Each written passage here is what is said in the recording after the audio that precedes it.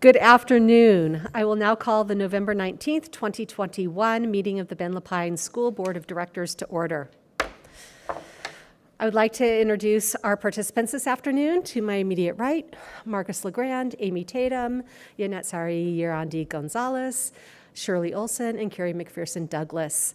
Not joining us tonight is Shamiko Montgomery. To my left is Dr. Stephen Cook, Superintendent Dr. Stephen Cook, and our board clerk, Janet Bojanowski. I want to note that this is a board retreat, so this is a time where actually we're going to be doing some learning and learning together between our board and our cabinet. So I also want to be able to introduce several of our cabinet members that are here. As you might see on the camera, you're used to seeing Deputy Superintendent Dr. Laura Nordquist at the dais with us. Instead, she is with our cabinet team, and so Dr. Laura Nordquist is with us, as well as Sean Reinhart, Stephen Duval, Dave Van Loo, and we have several other members joining us, including Kenzie Martin, Brad Henry, Leah Bebo, and Matt Tiller. Thank you. Oh, and Juan Quadros. Thank you. Sorry. I was looking at the first row. But thank you. Thank you for everybody that's here on a Friday afternoon before Thanksgiving to do some learning and some work together. A note for stakeholders, we don't take public comment during our board retreat. This is an opportunity for our board to really engage in discussion and really do the work of our board with our cabinet. And so that is why we do not. We will, however, start with a Pledge of Allegiance. And so I will invite everybody to stand with me, remove their hats, and join in the pledge. I pledge allegiance to the flag of the United States of America and to the republic for which it stands, one nation, under God, indivisible, with liberty and justice for all. Thank you. It's a little different to do a board retreat that's also being streamed. So I'm just going to name that, but I still want to hold close to the tenets of what retreats usually do, which is helping us connect to one another in the core work that we're doing. And so we're actually going to do an opening activity to help us unify and understand each other and our vision. I stole this. I want to be super transparent. I stole this from a group, New Schools, New Leaders for New Schools. And it's an organization I'm closely affiliated with, but it's called the 7-Word Why. And I actually am hopeful that each of our board members and each of our cabinet members that are here today, and thank you, Steve Heron is joining us as well, but that we could each take a moment to put your 7-word why of why you do this work, whether as a board member or as a staff member of our district, but why you do this work in 7 words, and then we'll take about 2 minutes to write those down. And then I'm actually going to ask each person to share their 7-word why, and then we're going to be putting them up on the bulletin board so that we can keep those centered and keep the why of our work centered as we go through this learning experience today. Any questions? Everyone game? All right, 2 minutes.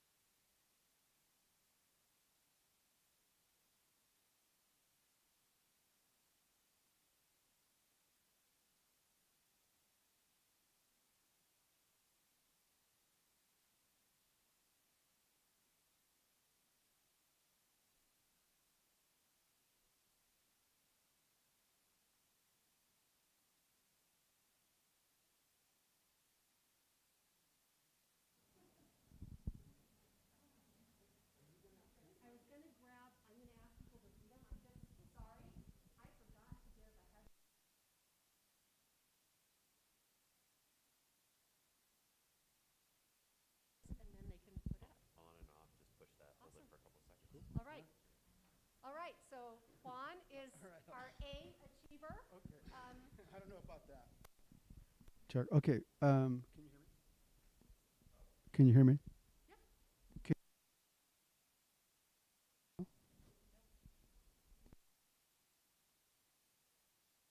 Green is on. Green is on. Okay. Mine is my 7 words are equity, inclusion, diversity for students, families, community.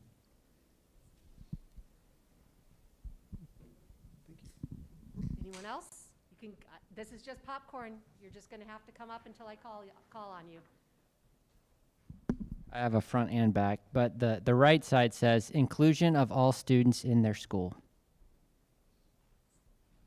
Yeah, there's probably some up there. My student's former principal. Mine is for to provide opportunities for student success.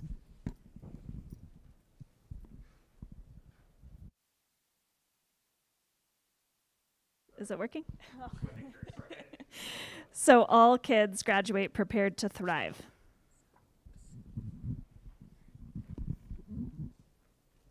Board, don't be shy. And mine is high levels of learning for all students.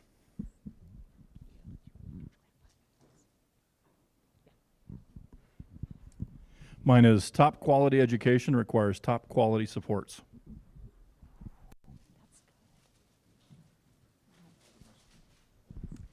Rebuild equitable systems for all students and staff. Belonging, acceptance, justice, accountability, equity, representation, liberation.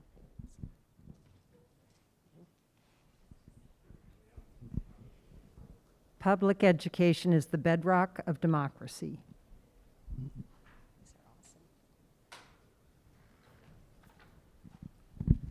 Because diversity is not a 4-letter word.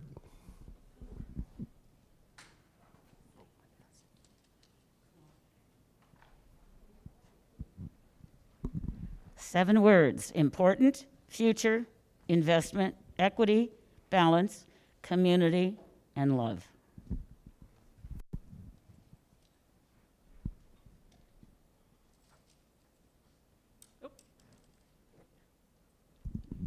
Students need us to do better now. Janet, did you do one? Am I the last person? I think so.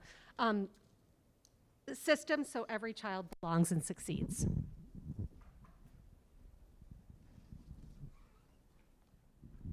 All right. Thank you for the mic. Hi, Mike. Speaking of mics.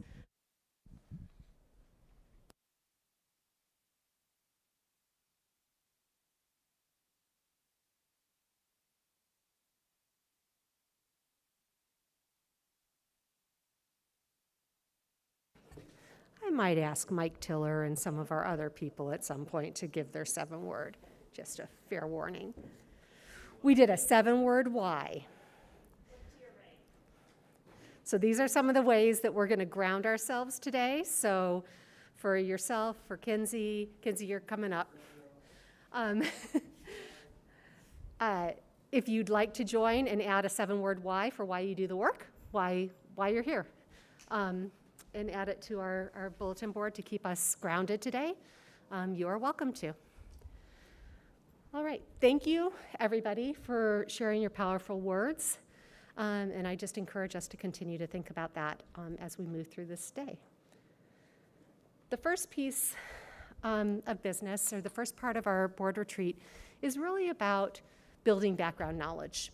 And so we do this in our classrooms, and we do this as a board. And so it's really about building background knowledge for all of us and for our public, for those that are viewing, around some of the core work operationally in the first part of this day, and then around our strategic priorities in the second part of the day.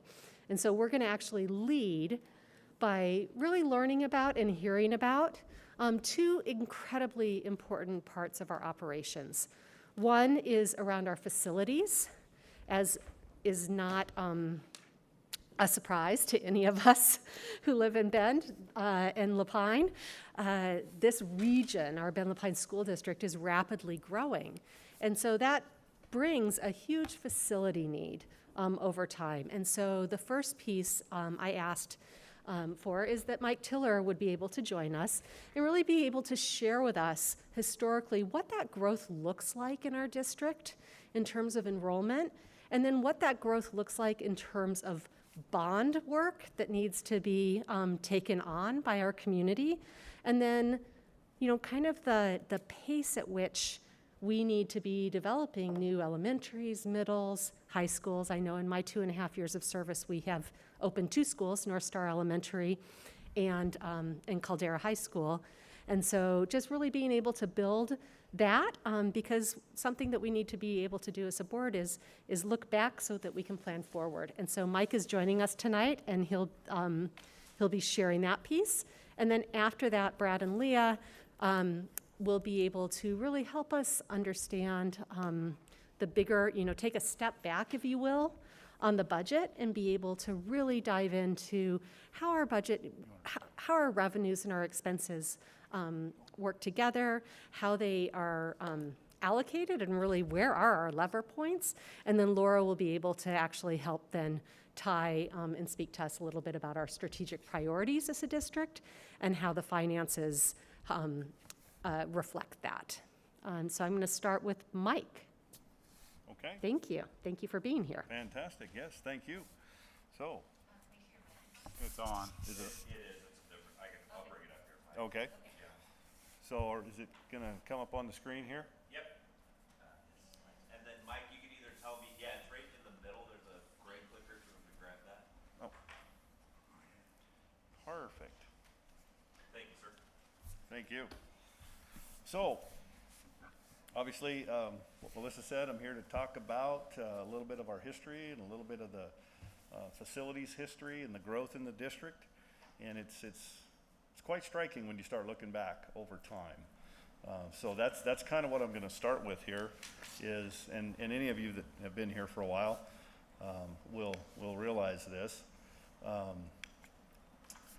Here's our population growth, just in Bend.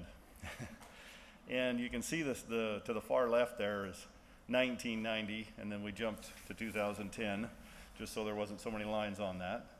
But that's the population growth in Bend over that 30-year period. Well, that's pretty striking. That tells a story in itself. And when did you start? And I started in 1990, so I guess it's my fault. I think that's what Brad was getting at. But it's not. I was only one of roughly 30,000 people in those 10 years. So the next one correlates to that is our enrollment growth, right? So I started this slide at 2000. We were right around 7,000 students in 1990. But you can see that growth across those same number of years. And who knew, right? I mean, who knew that this would take place in this little town over that period of time? I know I wasn't one of those folks, but it's been pretty striking over the years. And then you can see the last 3 slides, or the 3 bars there, the 3 years. We're in a strange time, everybody knows that, and so you can see it's a little wonky right there, right now. But that could be temporary, it could be permanent. I mean, there's no way for us to know at this point. So, any questions on that? Okay, so what this does is it leads us into our sites and facilities process. And we received that board charge, from you folks in September. We started that process. We've been doing that for many, many years. And it's a 20-year long-range look at our district and what those needs are going to be. So every 5 years or so, we update this 20-year long-range plan. And what we're trying to do, there's 2 really, really big parts to this sites and facilities group. It's a broad section of community and staff. So it's a very open process. We try to involve a lot of people, get as much input as we can. So the 2 big pieces are our existing schools and our support sites. And asset preservation is always the #1 top community priority. So as we look at our existing sites, we have to look at them to accommodate growth or new curriculum or changing instructional best practices, whatever that might be.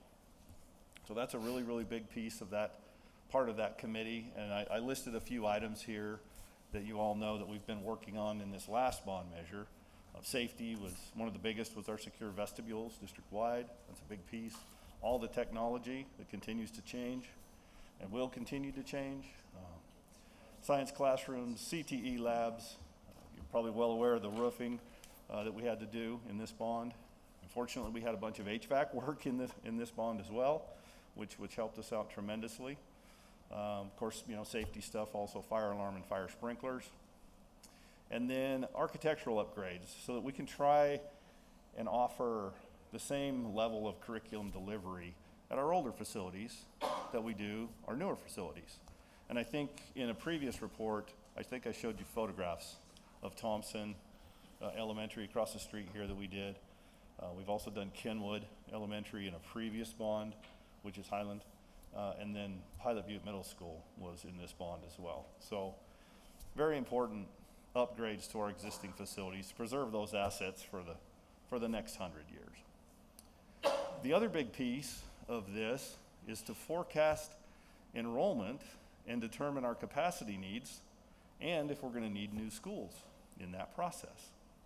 So we contract with Portland State University's Population Research Center to help us with that. They are the Oregon's, or maybe even the West Coast premier entity that does this work. We've used them for several different sites and facilities committees. And it's, again, during these times, this is going to be a very difficult thing for them and for us to do because so many things are still uncertain. So once we get that work done, then we try to boil it down to a 5-year look. And that's what we call an immediate need. What do we need in the next 5 years? Because last time we did this, there were 860 or 900 projects that came to sites and facilities. And we boiled that down to 150 to get to the 2017 bond. So we'll have the same thing this time. There's going to be a very long list of wants, and we have to boil that down to the needs, the absolute needs. So then we get this work done. We bring this formal report to you folks, so with our findings, and then you look at that, and then it's your job to determine if these findings of the committee are serious enough that we need to go out for a bond measure, and when to place it on the levy ballot. And I really want to stress this one because people are always asking folks like Brad and myself and Steve and probably you as well, when's the next bond? We don't know. We have to do this work. We have to understand what the needs are, and then we have to take that recommendation to you folks, and then that's your wheelhouse to decide. So it's hard. I fall into that trap myself of saying, oh, it's probably going to be, but we have to be very careful because we don't know. There's no way to know until this work is done. And we plan on this work being done probably February now, closer to February, maybe the first part of March. So that's where we're at. Yeah, Carrie. Obviously, there's a number of different strategies to when you might put a levy on the ballot, but just practically, if the board decided at some point that we need a bond, what's the timeline from like start to finish of really being prepared to put a bond on the ballot? Like, what's the shortest reasonable timeline? Wow, that's a good question. Okay. That's a really good question. Yeah, sure. I mean, in the past, I'll let Brad speak to it too, but in the past, it feels to me like we needed roughly 6 months at a minimum maybe to make that happen. Maybe it can be done quicker. Yeah, we've done it faster than that in the past. I think what Julianne would tell you is the minimum she likes is about 100 days. That's a minimum. And so there's, I think it depends on how much effort you can put in, and if it's a shorter period of time, it's a lot of work in a short period of time. So you've got to be ramped up and ready to go if that's the Yeah, case. that's much faster than I was thinking. I just wondered if it was like 2 years or, you know, how far in advance we had to be thinking. So that's great. I guess it depends on what you consider part of that process. If you're considering the sites and facilities work part of that process, then obviously it's longer, but Yeah, yeah. thanks. Okay. Any other questions before I move on this piece? I do have a question. I'm not sure of Oregon law now. I know what it was a while ago, but not recently. Do we have the choice of putting a bond measure on the ballot at any time, or does it need to be on one of the legally, what do you call them, election dates? I believe that, Shirley, we usually are looking at a May and or November. I think you can put them on special elections, which are February and September, I believe. I don't know that we've ever done that on those dates. Then it would be our responsibility to handle the entire process, right? Absolutely. Yeah. Well, I it. think the election, Deschutes County elections would help, but generally you're the only one on the ballot, so it gets way more expensive for one. Right. Thank you. If you're doing that, yeah. Okay. So I put this in the middle so I can tell you the story about the rest of this piece here. And that is, here's our prior efforts for sites and facilities committees since 1991. And you can see that, you know, the different staff, different consultants that we've used over the years. So there's been quite a few, and you can see it's on about that 5-year time frame until you get to that 2010. We all know what was going on then. 2012, we had to refresh that, and here we are sitting at the last one at 2016, and here we are 5 years at 2021. So we're kind of back on that track because of that that unique piece of history that happened then. So those are the sites and facilities efforts that led to these bond measures. And so I won't list or speak to all of these as you guys can see them, but you can see the dollar amounts, the years the bonds were put out to the voters, the one that didn't pass there in '96. But look at the number of schools that we've built since 1991, 18. 1.56 million square feet of building put on the ground in the last 30 years. And we are just now over 3 million square feet under roof, and that includes all the schools and support sites. So that's a tremendous amount of growth. I know there's other cities, you know, in this great nation that have experienced higher growth than that. But for us here, I've never seen anything like it. So. It's also hard not to notice how much more expensive it's gotten over time when you look at what really we were hard able not to to notice that. build for that 44 million in 91. I know. Can you, yeah. Yeah. Yeah. Yeah, that stands out. That's very glaring in this. Yeah. Yep. Even from the 2013 with the 2 schools there. So, yes. But there is multiple improvements in some of those as well. And again, in all of these bond measures, one of the goals that we try to do is try to touch every facility and do something to help preserve those existing assets in this. That's been one of the goals specifically. And a lot of times it's LED lighting retrofits, control upgrades, high efficiency boilers, I mean, all kinds of things. I mean, we put in some garbage compactors this time to help save on waste, and so there's all kinds of things that we're doing in these schools to refresh them and keep them nice. Yeah. Yep. And I appreciate that alignment on all of that work, as well as to the sustainability plan, because I feel like a lot of that retrofitting really supports the sustainability work that the district is doing. My one question, because I know, I was like, oh, what year did they open? But Realms now, high school, Yeah. but previously Realms and Skyline. Are there other ones, other school properties other than those that we lease and don't own? There are a couple of properties. Okay. Realms on Princeton is currently one of those, and the Realms Middle School on Right. O.B. Riley Road Yep. is one of those. And then we have a facility on Twin Knolls. Okay. For the temporary. So, because we have opened additional schools, we just don't own them, so they're not shown Yes, in this yeah, list. we don't own them, so yes, correct, exactly. Because, yeah, the numbers aren't matching up, so good catch. Yeah, it's just, we're growing so much. Thank you. Mm-hmm. Yep, and that's pretty well it, unless you guys have any other questions for me.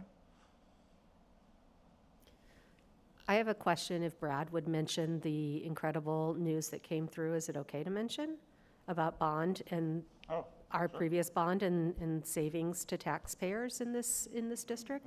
Sure. You're all aware, we brought a resolution to refund some of our general obligation bonds, our 2013 general obligation bonds. We sold the refunding bonds yesterday morning, and it went very well. Since we last talked, the market did move away from us just a little bit, but the savings to taxpayers is right around $7.5 million over the next 12 years or so on those 2013 bonds. That's about just under 10% present value savings on those bonds. So very successful. Closes on December 7th. So yeah, that one's almost done. Are there other questions on facility work from our board? I'm sorry, say that again, Amy. Oh, I was just asking if there were questions. Oh. I think the other piece that I just want to name through all of this work is that we are a responsive district. And so enrollment goes up, enrollment goes down, we right size to serve the students in our district. And so I just really want to appreciate that, and being able to look at these historical numbers was really helpful.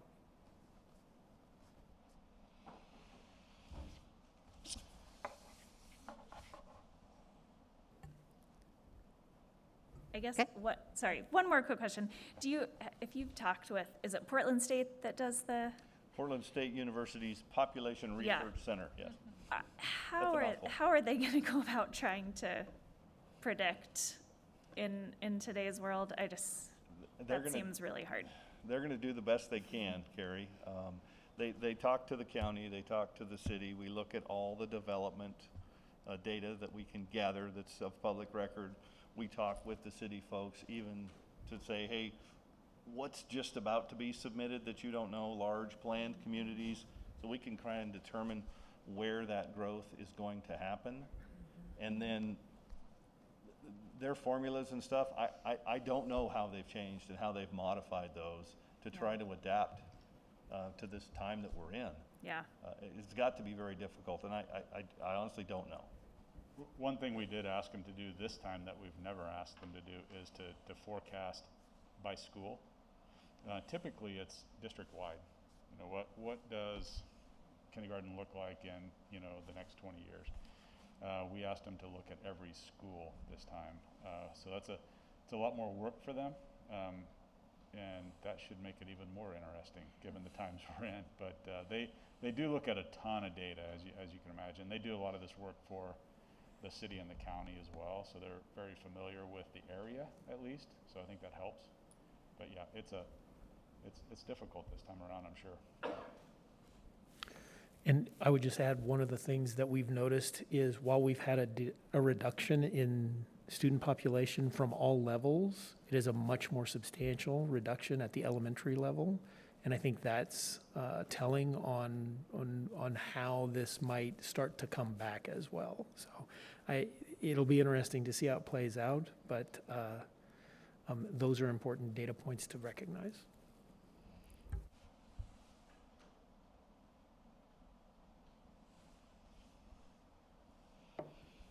All right, Okay. move on. more boring stuff? It's not boring, Brad. Okay. All right, we're going to take a look at some financial information. I want to give you a little bit of, I guess, some background, a look into the structure that we use financially in the district. It's not unlike most government entities. We use the same, very similar structure. K-12 is just a little bit different, but not much. And then I'll get into a little bit more detail on the general fund, which is where we spend most of our time. We'll talk a little bit about SIA, trying not to steal Laura's presentation from her, because I know she's going to talk about SIA as well. And then a little bit about ESSER, and then what the next year budget process is going to look like. So the structure. So all of our accounting happens in essentially 5 different funds. The general fund is where we spend most of our time. That is kind of the most flexibility around what we do. That's where the formula revenue ends up. That's where we pay for most of our staff, which is why we spend most of our time talking about that. Special revenue funds, the majority of that is grant funding. Think of this would be where SIA, ESSER, Title I, IDEA. IDEA is for those students on an IEP, as well as high school success. But it also accounts for our nutrition program, because most of those funds come through federal and state grants. And then, of course, we have to have a way to pay for our debt service, which is our general obligation bonds. And we account for that in a separate fund, and then our capital projects fund to account for all of those projects that Mike just talked about. We do have a trust fund. It's kind of grown a little bit over time. It's generally somebody decides they want to set up a scholarship fund, put some dollars in there, and they want us to manage it. They have specific requirements that they want us to follow and guide that selection. So we'll do that for them. It's about 10 funds with about 100,000, and so we manage those each year as well.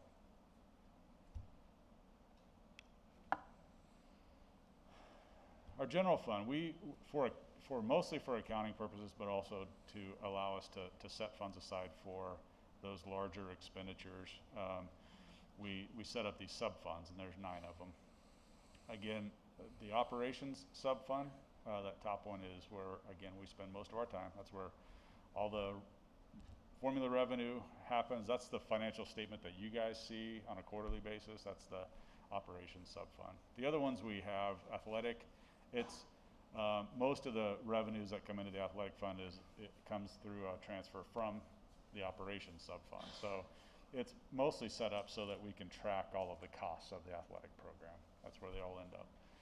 We do charge pay to play and gate receipts. That all ends up there too. But instructional materials, that's allows us to set aside some dollars for those larger adoptions, so we can kind of smooth that over time. That mostly comes out of the general fund operations as well. Transportation reserve, we're required to set up a separate fund to track our bus and transportation equipment purchases. So that's what that's about. Facility use, as you know, our community uses our facilities a lot. Not as much recently, but our history is that they've used it a lot. And so some of those uses we charge rent, and I think it's 25% goes back to the schools to use in whether it's replacing the wear and tear in their schools, could be in the auditorium to replace bulbs and things like that, or however they want to use it, really. So 25% goes back to the schools on that. Technology replacement is just that for those large items, typically switches and access points, and as you can see there, desk phone, it sounds like such a small item, but when you talk about across the district, it gets expensive in a hurry. They're essentially computers, those desk phones are. Maintenance replacement, this is this is Mike's fun. We have dollars set aside to help replace help replace some of those large items if and when it's needed. And then insurance reserve is again just that. It's for our we have a $50,000 deductible on our liability and property insurance policy, and so we have dollars set aside there. It also accounts for that iPad insurance that I'm sure we all pay every year for our kids to have those iPads. So that's the structure. I'll keep moving. If you have questions, just throw it out there anytime. Okay, now we're down to the operations where all the fun happens. Formula revenue. You can see that about 91% of our revenue comes through that formula. We talk about the formula a lot. Most of the time we talk about state school fund, but state school fund is just part of the formula revenue. So it's about 91% of the total resources. Our beginning fund balance for this year is about 7%, and then the rest is pretty minor really, but it's interest earnings and indirect charges and stuff like that. So as you can see, the vast majority comes through that formula, which is driven by students.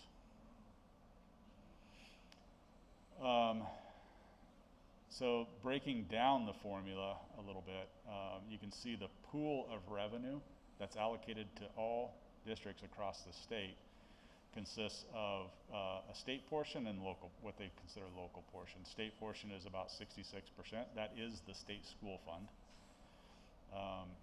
That portion that comes from the state comes out of state income tax, lottery dollars, and cap tax. And I think you're all aware, but they generally, that's a budget at the state level, a biennial budget. It's allocated 49% year one, 51% year two. The rest of the formula revenue is considered local, although a couple of them actually come from the state, but it's still considered local. The biggest portion of that is our property tax collections locally. So even though those come directly to us, they flow through the formula revenue. So as those increase, the state portion decreases for us individually and every district across the state. So it is a dynamic formula. Common School Fund, most of that revenue comes out of the Division of State Lands. That's something from long ago when I believe it was the federal government set aside land in every state for schools, and that's what started the Common School Fund. There are other revenue sources in there now, but most of it is they manage that Division of State Lands manages land that benefit this fund that flows to us through this formula, and then a small amount of county school funds as well. All of that is allocated. We talk about enrollment a lot. As I mentioned in the enrollment report recently, enrollment is a point in time measure. Our revenue is allocated based on average daily membership. That is, it looks at how, if you look at one student, if that student is enrolled for the whole year, that's one ADM. If that student arrives late or leaves early, they're going to be less than one ADM. So it looks at the whole year. It's not a point in time. And that ADM is actually weighted. We'll get to the weights here in a little bit.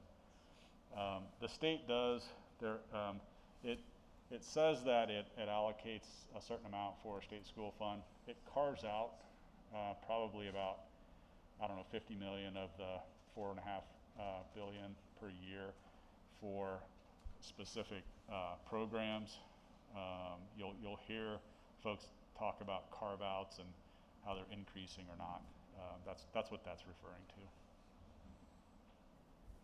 Oh, go ahead. I was just going to call out one piece because I think it's really important if there's public watching, but for us to understand as well, because Carrie and I took part in a school economics course with Georgetown last year, and the piece that Oregon pools all of their property tax, I think gets lost on a lot of people. And so the local property taxes all go to the state and then get redistributed back out equally is something that's really different in the state of Oregon. And so it means that, you know, there's that equalizing factor. And it also means that then for districts that perhaps are wanting to do more, then they need to go to a local option to be able to provide those services. And so I just think, you know, that's a nuance, and I can't remember how many states have it, but it was definitely the minority. And so just being able to recognize that piece, I think, is important. Yeah, thanks, Wilson. I was going to say that like a local option would fall on this slide, I think, probably. Or Local option is completely separate. It's outside the formula. So if a district chooses to, so the way a local option works is. But would it not go into general funds? It would.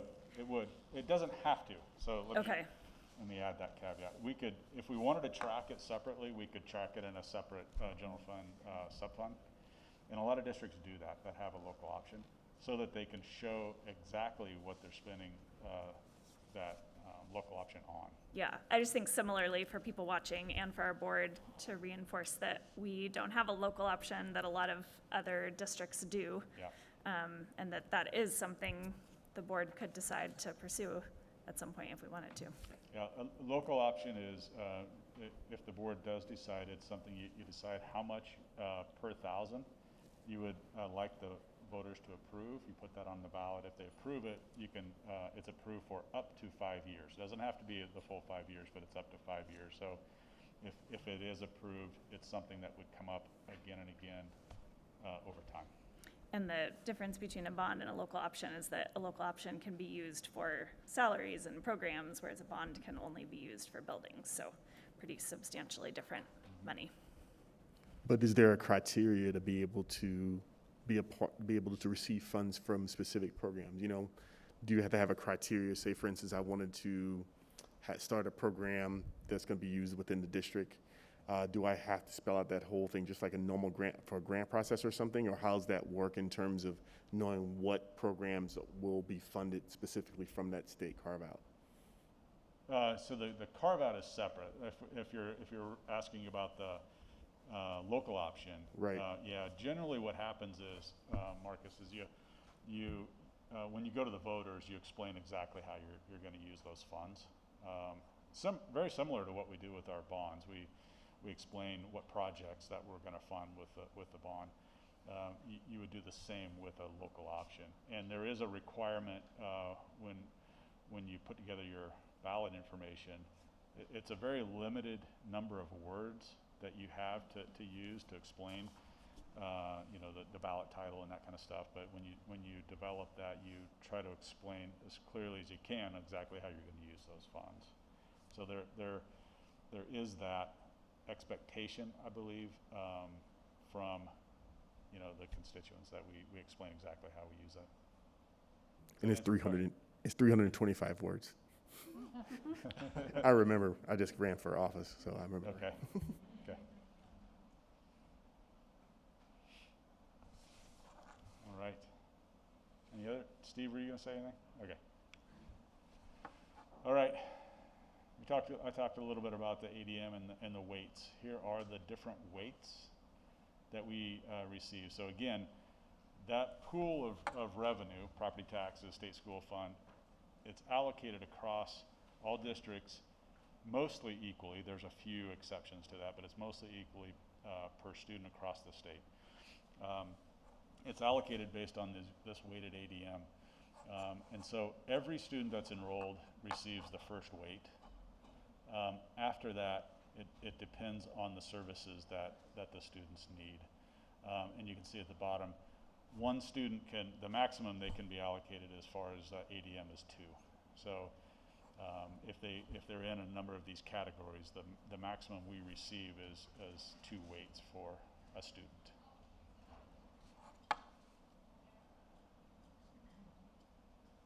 Okay. And these are our decisions, our weightings. This isn't like mandated by the state. These are the state Oh, they are. Okay. weightings. Yep. Okay. Yep. And- This is part of the formula. Okay. Defined in statute. And is, Laura, I don't want to jump ahead, but SIA weightings are different. They are different. Right. SIA looks at, I don't know that she's going to talk about it, but are you? Okay.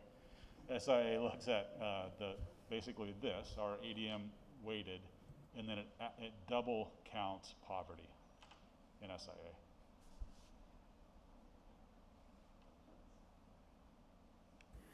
Brad, can you explain that last line in a little more detail and justify that just a little bit?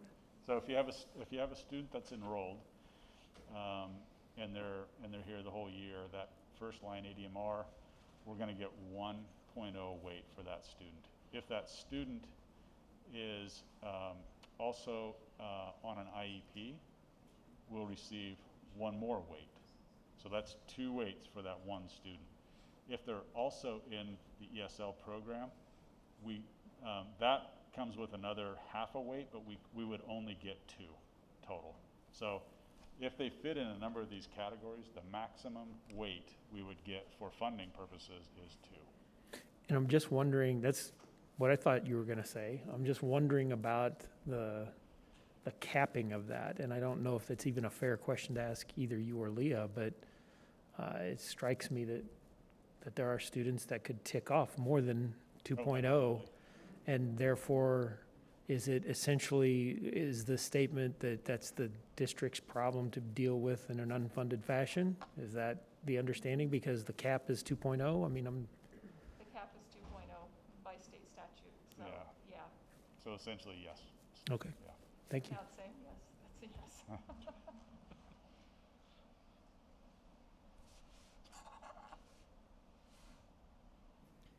And I think that that's, I mean, getting towards unduplicated pupils in a way, or that's the language I've heard used before.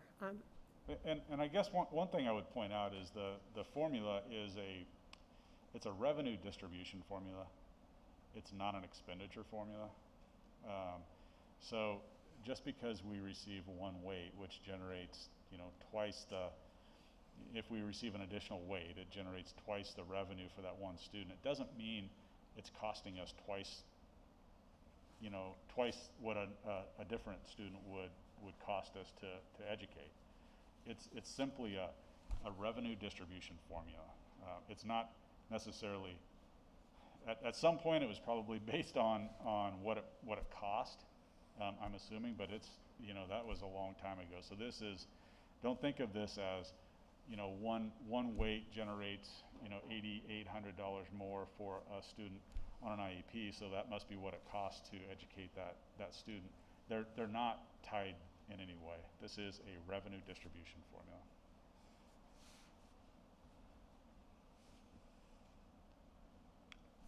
Okay. So that's the revenue. Blasted through that in a hurry. Let's look at how we use those resources. In this current year budget, we, as you would expect, 95% are budgeted for expenditures and 5% by one of your executive limitations is budgeted for contingency and reserves. You can see the numbers there. Of the expenditures that are budgeted, you can see there the breakdown of how those expenditures are budgeted. So 84% goes directly to the costs of salaries, health, PERS, FICA, work comp. So all of those personnel costs. And when I say direct, that means people that we hire. That next line are also essentially personnel costs. We don't directly hire them. For example, we hire our instructional subs from the ESD, or we contract with the ESD for those instructional subs. And so I guess what I'm trying to get at there is those top 2 really are personnel. It's people. We are a people business. So the top 2, 91% of our general fund budget is in people. Probably more than that when you look at some of this other stuff, but that's a rough calc. So then you get into what's left. We do have to provide curriculum and devices and pay for software licenses. That's another 2%. 4% are, you know, the utilities, the property and liability insurance, and audit and legal, all that stuff we have to do.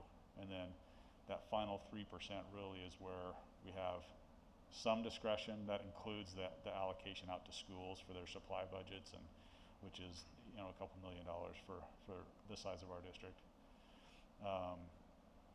So there's not a lot that we actually have. If we decided today, okay, we're going this direction, there's not a lot of discretion that we have in this budget. Mostly it's people. So it means that if we're changing directions in any way, you're looking at people and positions generally. Brad, do you know what the breakdown of general fund ops is for school sites versus non-school sites? I don't have it here today. That's something that we can get. Do you know an estimate? So what you're asking is, I can show it in, I believe I can show it in FTE here in a little bit. Would that help? Okay, sure. Okay, let's take a look at that. Is that next? That's actually next. Good timing. Sorry, it looks like I don't know if you can read that blue, the writing in the blue. The blue is essentially the school. It's the teachers in the classrooms, counselors, ed assistants, principals, and support in the school. That's about 62%. These are, again, FTE. So generally the dollars flow, right? And then you have special programs, about 17%. So those two together, you're at 79%.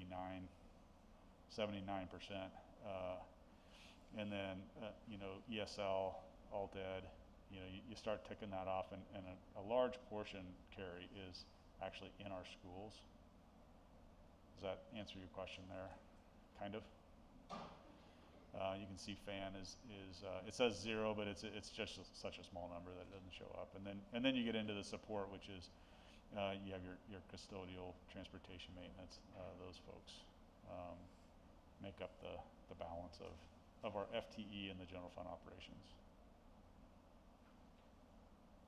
Does that help paint the picture a little bit? Yeah, what all fits under special programs? Sean?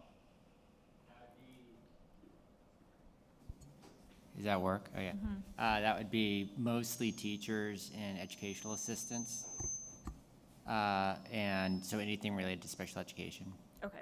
Yeah, and then of course, I'm probably in there, and folks in my department, and specialists and yeah, and our specialists, and yeah, school psychologists, speech pathologists, adaptive PE. So anything under those special education services. Not TAG or like the other end of, so only special ed. That's correct. Okay. And TAG and that would be in the blue. In the blue. Okay. Mm-hmm.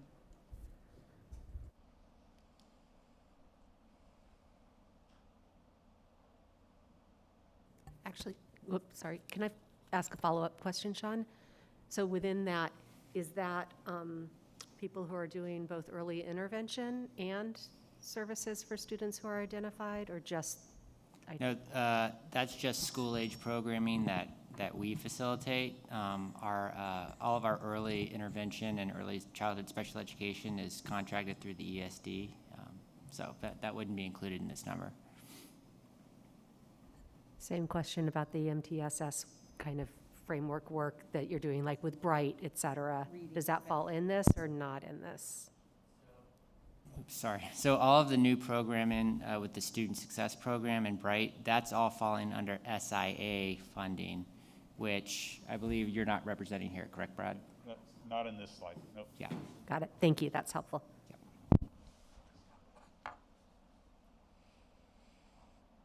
Does any industry money come from any of those special programs? Like if we went out to the industry and said, hey, we want to be able to dump funds in CTE or something like that, is that in part of special programs or school or anything, or is that going to be something separate as well? It won't show up here. It can show up, generally that would be a grant, not always, could be a donation. And that would show up in, get back to the revenue portion of this. That bottom bullet, the other resources, including the ESD pass-through interest earnings, some miscellaneous revenue could show up in the general fund, and then it could show up in the orange here, but generally those come through as a grant and show up in special revenue funds, which we'll get to here in a little bit. I did fail to mention also within the special programs is our nurses as well, so, which are not necessarily special education related, but special programs related. Okay. So the FTE that you see here, especially that in the blue, and you can see that this is certified ratios, and we've had these for a number of years. Many of you have seen this going through the budget process. You can see the class size targets on the left.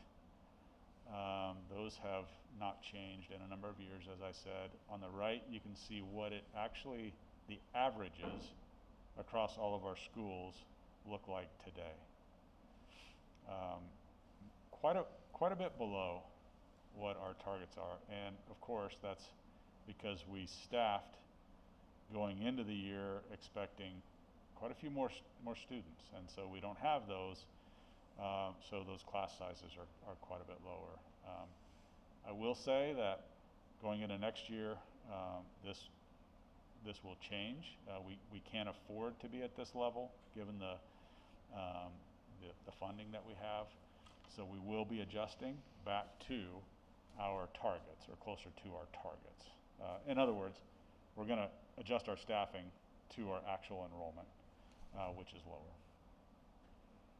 So the ratio or the targets will stay the same. And in terms of those targets, could you or Laura maybe just speak to how they compare to averages across the state?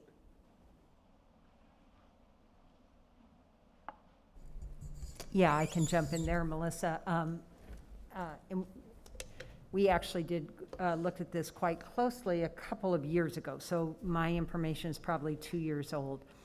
For sure, our K-2 class sizes were smaller than other large districts in the state. Ben Lopine schools, even I've been here, this is my 15th year, and before I came, the idea of smaller class sizes for those primary classes where, that initial literacy instruction happens, that's a long-standing initiative in Ben Lopine schools, and so it shows up in those ratios. Then I would say like 3rd through 8, grades 3 through 8, we look very similar to other large districts in the state. And I want to point out that many of those large districts have local option funding. We do not, and yet our class sizes are below or similar. High school, it's a little hard to tell, but I would say, again, fairly similar, if anything, probably a little bit larger at high school.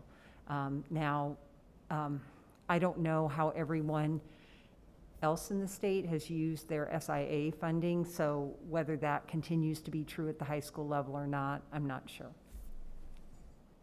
Thank you.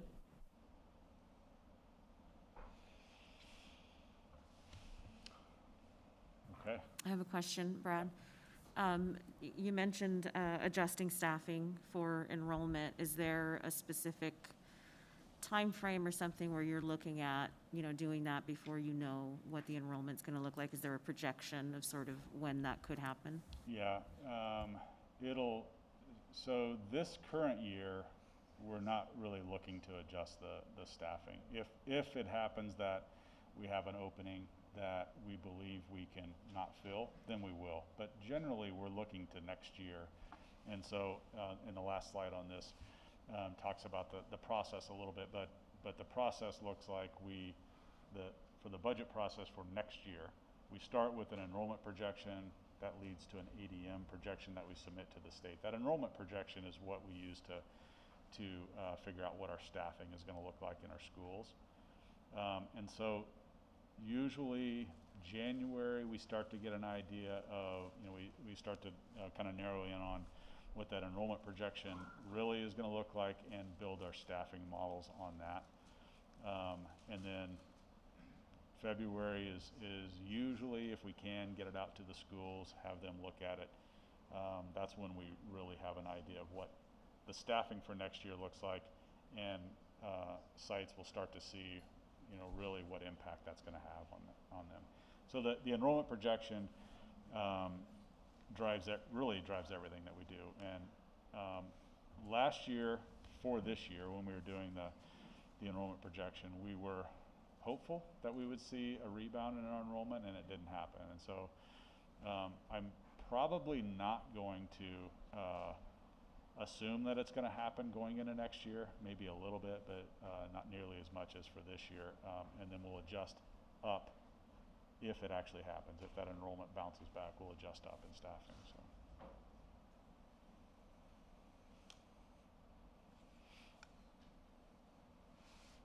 All right. Okay, moving into, that's the general fund. So we've kind of gotten through the general fund. We're now looking at special revenue fund, which I'm only going to look at a couple of them, and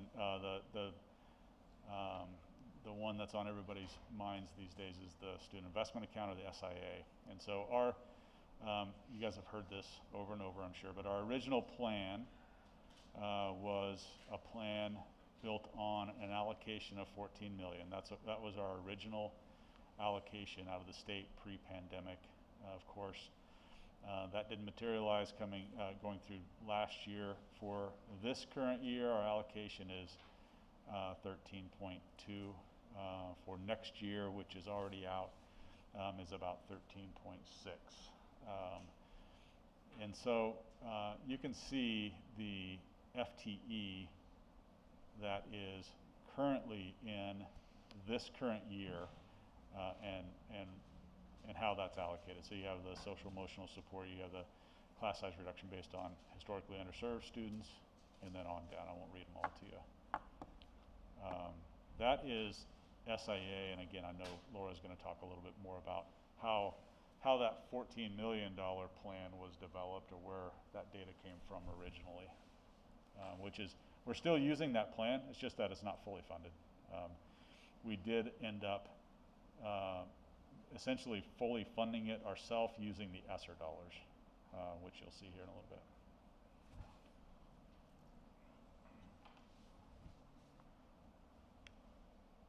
And there you go. So there's the ESSER 1, 2, and 3. The ESSER, again, is the Elementary and Secondary Emergency Relief Fund. Those are the federal stimulus dollars that came through the pandemic. 3 different allocations. The first one was the smallest. We used that mostly on K2 iPads for last year. And then 2 and 3, we used about half of 2 last year. This year, you can see the FTE that we're paying for using those federal dollars. The staffing based on historically underserved gets us to that fully implemented SIA plan. And these staff specifically are all temporary? The positions are temporary, yes. Where do the elementary school counselors that have been added, where do they show in the funding cycle? I believe they came out of the SIA, yeah. Okay, yeah. Thank you. Yeah. Okay, is that it? There's the last slide. So again, I said I was going to show the kind of the process for 22-23. I won't read it all to you, but you can see part of that process includes bringing on some new budget committee members. We had 2 sitting here that joined the board and left their seats on the budget committee, so we need to fill 2 seats for that. We had 1 long-term member that has decided that he doesn't want to continue for another term. We have 1 other seat where she does want to continue, and so we'll have 3 openings on the budget committee that we'll advertise. We'll kind of move through that process, bring on 3 new individuals. I say December, January. I think it might extend into February as well. And then you can see kind of these are really broad steps in this process. We have more detailed calendar that we'll get out to everybody. As far as the board is concerned, the budget workshop, generally what happens is we work behind the scenes for, I don't know, 3 or 4 months trying to put the budget together, land on those assumptions that we need to put it together. And then in March, we'll bring that entire budget committee together with the board in a board meeting and kind of give an idea of where we're at with that whole budget process, what it's going to look like for next year, bring in some details and try to tie it all together. And then in April is when we actually start the formal budget committee meetings. And again, just like every year, we have to have an adopted budget by June 30. And that is, make sure. Yep, that's it. Thank you. Questions? Amy, you look like you're asleep.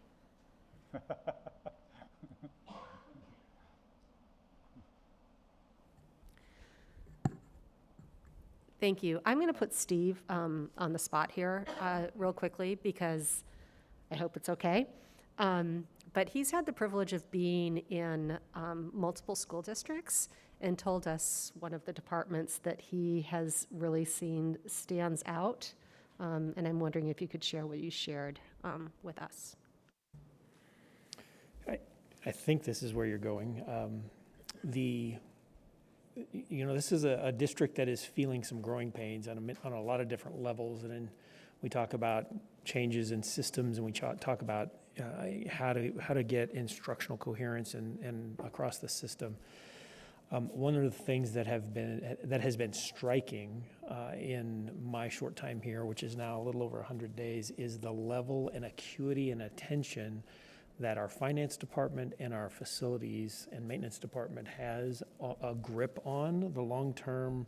Looking back, I'm guessing it's got something to do with 1990. It seems to be a key year. Who knows? To now, and the process for how the community gets to be engaged in that, so that much of your work when you start talking about bonds and the potential for new facilities has been happening pretty transparently and throughout. And so I mentioned to Melissa and Marcus, I think in passing one time, that it's the fact that with all of this growth and the ability for these two to manage the processes for which people engage in that work is very impressive, and it has been established as something that people can know to trust and lean on, and huge kudos and great shout out. And it's in districts with a $700 million budget. There's nothing that I could tell them that would be better than what they're currently doing. So kudos to you too. And I'll add Leah because you brought her on. And that was a huge kudo.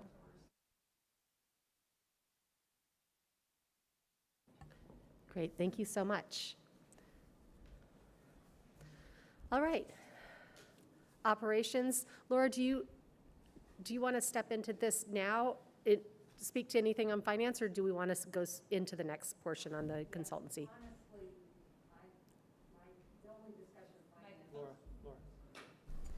The only discussion of finance is really on a 30,000-foot level. It's really segueing into the strategic priorities, so whatever works best for you, Melissa. I think just a quick piece on how we've thought about some of those funding, what we're going to fund and how that relates to the excellence and equity work that we've done would be great for the board to be able to hear as well. Laura, do you want? Sorry, Matt. Or can I lay some groundwork on that first? So part of what we're about to dive into is this kind of a little bit of a reflection on how you get this information that you're about to get an infusion of cash from the state and a pretty big chunk of change, like 7-8% of your budget now coming. And this process of, okay, it's coming, we know we're going to get a lot of money, what's the best way to go out and determine the best way to allocate this? And it's intimidating, I have to admit. this doesn't happen very often. And in my career, that kind of money doesn't just come to you in this way. And so part of what I think the district did that was such a responsible and appropriate way to do this was to just go out and talk to people and say, where are we on some of these needs? And we have an entire team here that's going to present a little bit on that process. Laura will give a little bit of history of how they went out and listened and took that feedback, and how that very quickly started to separate into very critical buckets that have now since become our strategic priorities. And our team is going to give you a pretty deep dive, not just into those priorities themselves, but what are those specific actions that the district is taking to ensure that those priorities are being implemented with fidelity across the system, and what that looks like, and what then we would be expecting to have happen in years ahead. And we've got some questions in this activity that Laura will talk through with you about things we want you to think about as we present. I will caveat one piece, and that is the fifth strategic priority. Laura will talk about this in a second, has to do with diversifying our employment, our staff. We're actually going to not talk about that today, because you're going to get a full presentation on that in January, I think, from Steve, or February, I apologize, coming up. And so that piece will be treated in a little bit separate fashion. But part of what we're looking for here now is coherence and understanding how the strategic priorities align to the board goals, and where those gaps might be, so that if and when all of this shakes out over the next 12 to 18 months and we start talking about a strategic direction for the long term, how we get clear expectations across the system, so that people know exactly what those are, and how we can what those moves are, those adult actions that we're anticipating should happen in all of our schools, so that those moves make a large impact in our system. So I'm going to turn it over to Laura. She's going to do that little presentation, and then we'll have kind of a team approach for the rest of that. But did I forget anything? What do you think? Okay, cool. Yeah, not a bad idea. Do I have to gavel this? Yes? I'm going to recess us for 5 minutes for a bio break, and then we will come back.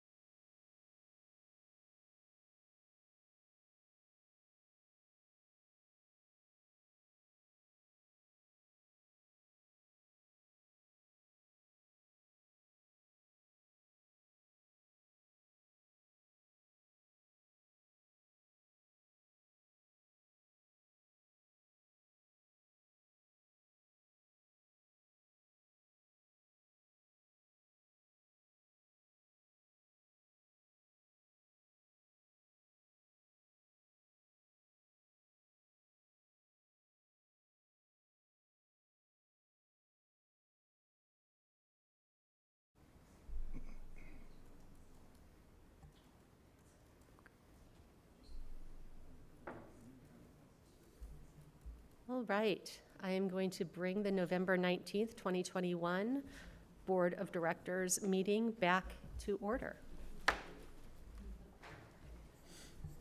We are now going to move into what I find incredibly exciting, which is really getting to hear from our team that's here today. And thank you again for being here on a Friday before fall recess to share the amazing work that you're doing. I'm going to hand it over to Superintendent Cook and Deputy Superintendent Nordquist, who are going to lead us in a consultancy around their work. Thank you, Chair Melissa. We're excited to have our team here to share a little bit of history on how we did this, first off, and Laura will be leading that. Secondly, our teammates are here to share a little bit of a deep dive into each of those key priorities. And we're going to be doing this in a designed protocol. That's a facilitated discussion. You might have heard of it. It's called Critical Friends Protocol, and Laura will talk us through the process of how that's done. This is very typical of the way we would lead professional development with our teachers or our administrators and how we establish what those learning expectations are. One of the things I'd like to draw to your attention, this is going to be a little bit of a developed process that needs and requires, for it to be successful, your challenging questions. It's going to need you to push and ask. And so if you look at the sheet that you've got that says Ben Lapine Schools Critical Friends Protocol for Strategic Priorities and Action Plans, I want to call special attention out to the 4 bulleted questions at the bottom as we present this information to you. And remember, we're doing this out of over 4 of the strategic priorities because we're pushing one off until we do the HR update in a month or 2. Those 4 questions we want you to consider as we present this, because these are guiding questions for how this plan was developed so that we would target the adult actions to impact what we believe would be the most high leverage points to make sure that the lived experiences of students are being impacted. So part of those questions we want you to push us on and have that framing as we go and present this to you is from that lens. And so we do this work in this fashion often, and many times the types of problems that we're trying to solve are the most complex types of problems that don't have simple solutions. And so that's why we want you to think from the lens of these 4 questions as we talk about the importance of the adult moves to get the outcomes that we desire for kids. So, Laura. Thanks, Steve. I'm going to start with a little background, kind of reminding us of the journey that we have taken as a district to get to the strategic priorities that we'll be diving into more today. And so I'm going to go back, and actually I'm going to go back before the fall of 2019 because I think there are some really important things to remember about our excellence and equity review process. First of all, the genesis of that process had nothing to do with the student investment account. It had to do more with work that I was privileged to do through an organization called Strive Together and working with a team under the auspices of Better Together to really think about raising the voices of all members of our community, empowering members of our community. And so the idea of true listening sessions conducted in a safe environment for people, and by that I mean when we had Latino families, we had a Latino facilitator asking the questions in Spanish. When we met with a group of LGBTQ students, we had an LGBTQ facilitator, and these were trained facilitators.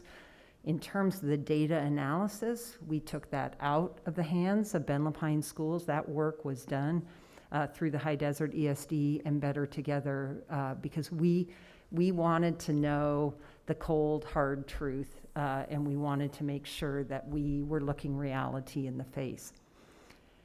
After we had begun discussion of this process, the student investment account process that the state developed was released, and what we realized we could do is fold the requirements of the state process into what we had already plan to do. So it was not the driving force. We just made sure that we were able to do what we were asked to do by the state in the process of doing very real work for us as a district. And just to give you, I use this example to give you a perspective. I believe that Portland Public Schools did 6 listening sessions. We did 36 listening sessions. And in addition to that, every staff at every school went through a different variation, not the same as our community listening sessions, but that also happened at every school site in the district. And I know everyone on the board is familiar with the information in the equity and excellence review, but our next step then in the winter and spring of 2019 and 2020 was to then think about, okay, if we have $14 million to dedicate to improving outcomes for all our students, but especially the students who need us the most, how are we going to allocate that money? What did we hear from our students? What did we hear from our families? What did we hear from our staff, our community members? And that became then the basis of our strategic investment plan.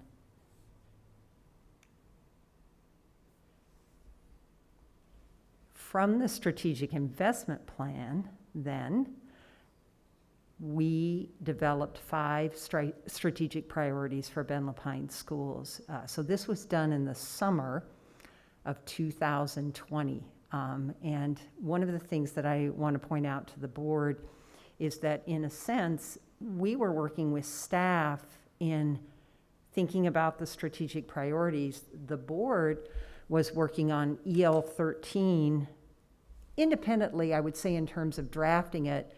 And I remember when Melissa showed me the first draft of EL 13, I said, oh, these align very well with the strategic priorities that we had developed. So I think we had good alignment in that sense. Obviously, as you look at these strategic priorities, these aren't a 1-year project or a 2-year project. This is big, big work. Just thinking about then how it aligns to SIA, I know Brad talked about this in more detail, but during the 2021 school year, instead of getting $14 million, we got $4.5 million. And given the pandemic, we basically used that money on class size reduction so we could open schools for our students and lift up online programming for the students who weren't comfortable coming back to school. So truly the vast, little pots here and there, but the vast majority of that $4.5 million went to class size reduction, which was one of the 2 priorities that came out of the student investment account.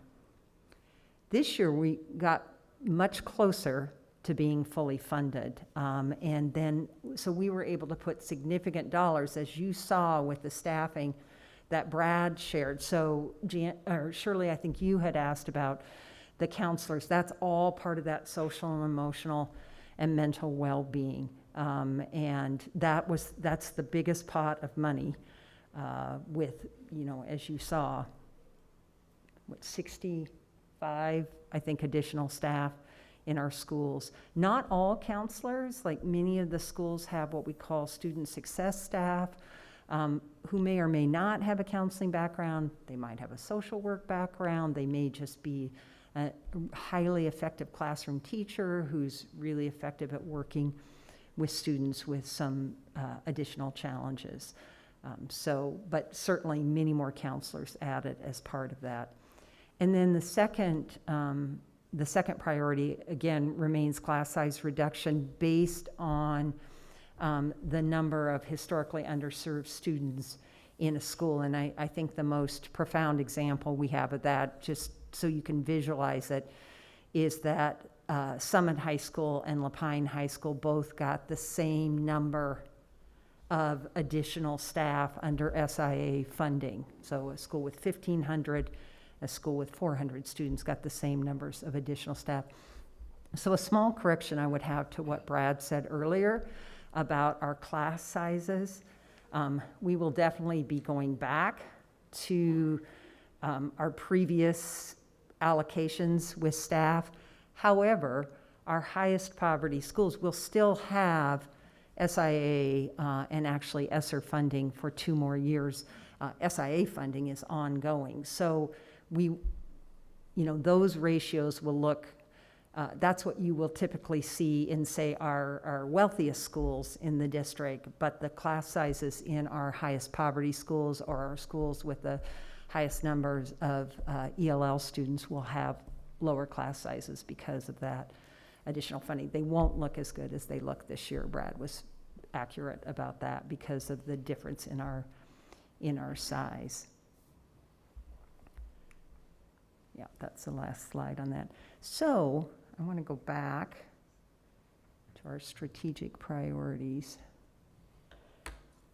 What we want to lead you through now, Steve introduced this, and you have it in front of you, I believe, Janet. Everybody has the Critical Friends Protocol. Is anyone, raise your hand if you're familiar with the Critical Friends Protocol. Why am I not surprised? It comes out of the work of Parker Palmer, who uses this based on the Quaker tradition of what's called a Clearness Committee. And kind of the theory of action behind a Clearness Committee is that you have a lot of wisdom inside of you. And so by listening to each other, by asking great questions, by thinking about those questions, it leads to better thinking for all of us. And so that's the protocol that we're going to use today. Janet, I'm going to ask you, and I forgot to, did I check with you in advance about being the timekeeper? Okay. I'm sorry, I should have checked with you before I asked. I am going to ask Janet, this isn't going to feel like enough time to do everything, but I think there's real power in following these time. It kind of pushes things to push your thinking a little bit. So, and just as an aside, each of our schools' design plans is expected to be aligned with these strategic priorities. So they have a goal that they're working on in terms of student experience, a goal that they're working on in terms of instructional practices. And as those plans are being drafted, we use this same protocol to help give feedback on their drafts as they continue to work on those. So when we talk about the district action plan for our strategic priorities, that's the work, and Steve, I don't mean to exclude you, but our instructional team at the district level, we're not all here today, but our level leaders, Julie and Dean in terms of curriculum instruction, Colleen and Josh in terms of special programs, Jennifer Health, who's leading our social emotional learning and mental health work. Who else am I forgetting? I think that's it. Okay, anyway, so that's the work that you see is representative of all the teams. And just one other thing I'd say before we dive into each of the action plans is that what we find when we work on this is work crosses over from one priority. Yes, it's relevant. So you'll hear, this is related to that, or Kinsey may be working on some of the action plan for number 1, but also for number 4. So there's a crossover. I've just asked each one of these individuals to take the lead in sort of sharing the big ideas of the action plan. So Kinsey, so Janet, our time starts. And I just want to remind the board, so this is a great time, take notes. And the next step will be clarifying questions. So could you tell me more? I didn't understand that. And then we'll get into where we listen and you all talk and raise thoughts. And then we'll close it. Okay, Kinsey. Okay, can you hear me okay? Awesome. So for the first strategic priority, this one is really at heart about engagement with our community and co-designing our improvement efforts. It's listed as empowering student, family, and community voice. And I think the approach we're trying to take is honoring the power of the voices of those stakeholders, not that we give them the power, but that we honor the power that those voices bring to our system. And strengthening that sense of inclusion and belonging for each student, family, and staff member in our system as well. Designing improvements that don't just, they aren't blanket improvements that hopefully make certain members of our community feel better, but that they are inclusion efforts that were designed specifically for those who have traditionally felt the least included in our system. And we've scooped staff into this for today, acknowledging that staff members are a key portion of our community and system whose voices need to be honored, and each of our staff members also needs to feel included and belonging as well. So this one really is, I think, ultimately about our sense of humility and partnership, recognizing that we can't, move forward without those partnerships. And it was interesting listening to the budget piece and seeing the piece about common schools, the history of common schools and where that comes from, and who, the history of how public education came to be was designed very specifically for certain parts of our community. And now we are trying to design for additional parts of our community that we owe that inclusion and belonging to. So it was interesting to me to see those sort of vestigial traits of our original public education system still embedded into things like our budget. So I'm just going to touch on a couple of the things listed here as far as the key actions. As we co-design more inclusive partnerships with families and community members, some key efforts here, and the bullets listed in this one are really several different projects or efforts that are happening all towards the idea of co-designing. So in particular, we have several different liaisons. We have Latino family liaisons. We have an Asian American Pacific Islander family liaison, working on a couple other family liaisons for different lived experiences and identities in our community. So just getting a sense and measuring everything they do, if that's even possible, to measure the scope of their work and see how effective they're feeling and our support is for their services. Also, working with our Equity Coalition, which is a great group of students and families, staff members, community members. So just artifacts from the work with that team will also help us measure our efforts to co-design system improvements. We're also working on, things like a little more specific project-wise, like redesigning our parent-teacher conferences, family-teacher conferences, to be a more enriching and productive experience for both families and staff members. And so as we engage in that redesign work, the outcomes of that will be a key measure as well.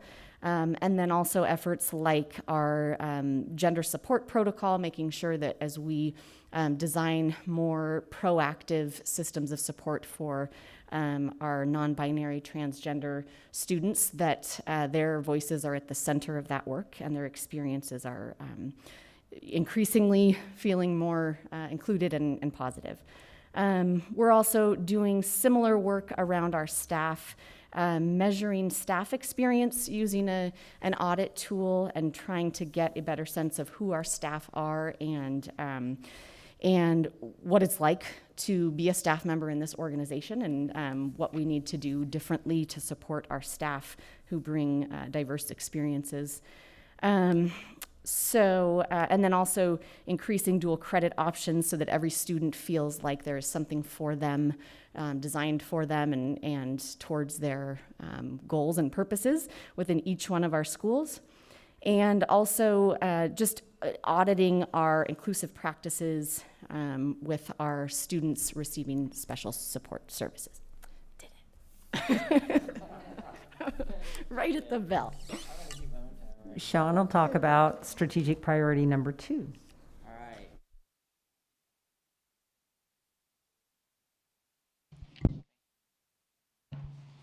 Hello. Okay. So I'm going to talk about creating safer, healthier, more equitable school environments for students, families, and staff from marginalized populations. So really, when we think about the idea of safer, healthier schools, it's not only physical safety, which of course we care deeply about, but also psychological safety. And so the key actions that we're looking at are falling into both of those buckets around how are our schools more welcoming, how do we encourage students to feel belonging, and that's not only for students but staff and families. So some of the key actions that we have around that are to introduce and train and support the use of updated bias incident tracking and response tools. So a lot of this is the work that Kinsey has been leading in terms of coming up with systems so that our members of our community can report bias incident and that we have a way to respond quickly to prevent them from occurring again, and to also teach and change systems around that. Some of the major initiatives that we're also doing is, and reflected also in the SIA, is the, I'm going to skip around on this one just because it's how it works for me, but to implement the Student Success and Bright Tier 3 Mental Health Support Program. So when we, during the listening sessions, we heard loud and clear from not only teachers but students and families that we needed to do a better job of supporting students who had significant mental health issues and social and emotional regulation issues. And so a good deal of that, of the SIA funding went towards setting up programs to support that. And again, we presented to the board a couple weeks ago, but a lot of the strategy around that is we wanted to find ways to do it so that students could stay in their schools with their peers and be able to access their schools fully. And so in creating that program, that was what we kept in the center, is being able to have students access and stay in their schools while being taught and skills, and also create a philosophy or use a philosophy where we're teaching students how to regulate themselves, create environments that allow that to happen. And so it's not only about what we're doing to support the kids, but it's also what we're teaching staff to do and how we're creating and changing the environments of our schools to adapt to a wider variety of learners. And then, of course, while we need to take care of our students with the highest needs, it's also important to think about what we're doing for all students. So that's also part of the Tier 1 SEL core adoption and integrated practices implementation that we're going to be currently working on and launching fall of 22. And that's a K-12 initiative. And what's really exciting about that is we know a lot about the direction we're going. We know what our core competencies are, and we know why it's important that students have those core competencies. But what's really exciting about that is, my colleague right here, our new director of career and college readiness, when you think about the developmental trajectory of social and emotional learning, when you get into high school, it's really about purpose and belonging, and thinking about how the partnerships of what Stephen is going to be creating and what we're going to be adopting for high school, how those two things go together, are very excited to think about in terms of how that's going to play out at all the different levels, and how social and emotional learning looks in high school versus how it looks in elementary school. And then, of course, the implementation of restorative practices and alternatives to suspension and expulsion. Why this is really important as part of our key actions is that in our district, we know that we've disproportionately suspended and expelled students that experience disability over time. And so it's important that we adopt different processes or ways to think about working with students and staff and anybody involved in incidents where suspension and expulsion might be at play. And, you know, the single most important thing is that when something happens, we want to prevent the same thing from happening again, or if a behavior is happening, we want to give skills so that it doesn't happen anymore. And so restorative practices is our way of preventing that from happening again. Sorry, 5 minutes isn't very much time. Right at the buzzer again. So I have strategic priority number 3. So review and implement evidence-informed curricula using an equity lens to ensure diverse, inclusive perspectives in all content areas. So I'm kind of looking at this in 2 different columns. That first portion of taking a look at our curriculum and that we implement and making sure that it's evidence-informed or research-based, and that's going to have a positive impact on the learning of our students. Whatever we put in front of them, we know is going to benefit their learning. And then importantly, using that equity lens to ensure there's diverse and inclusive perspectives. So if you go back to our excellence and equity review, there were a lot of students and families that felt like when they go through our system, they don't feel represented by the curriculum that's in front of them. And so making sure that we're going through that process to ensure that any new materials that we're adopting and the ones that we currently use, those diverse perspectives, so students can see themselves in the protagonist of a story, for instance, or when we're talking about science, realizing that this isn't just for one particular set of individuals. So making sure that our materials really are inclusive for all of our students, specifically those that have not felt included in the past.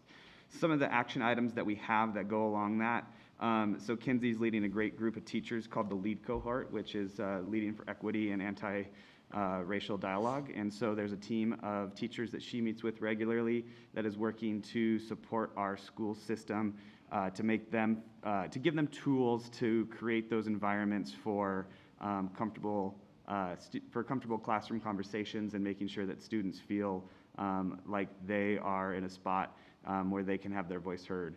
We're also looking at our adoption process, and Dean and Julie are looking through that, making sure that when we go through that adoption process, how are we, 1, ensuring that the materials we look at are evidence-informed, and then 2, how do we ensure that equity lens is used to ensure the materials have opportunity for diverse perspectives.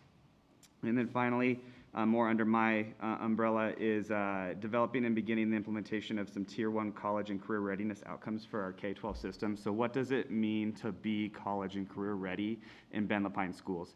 And how does that start at the kindergarten level all the way up? And so, as Sean mentioned, there's a lot of overlap with some of the work being done around our social emotional learning.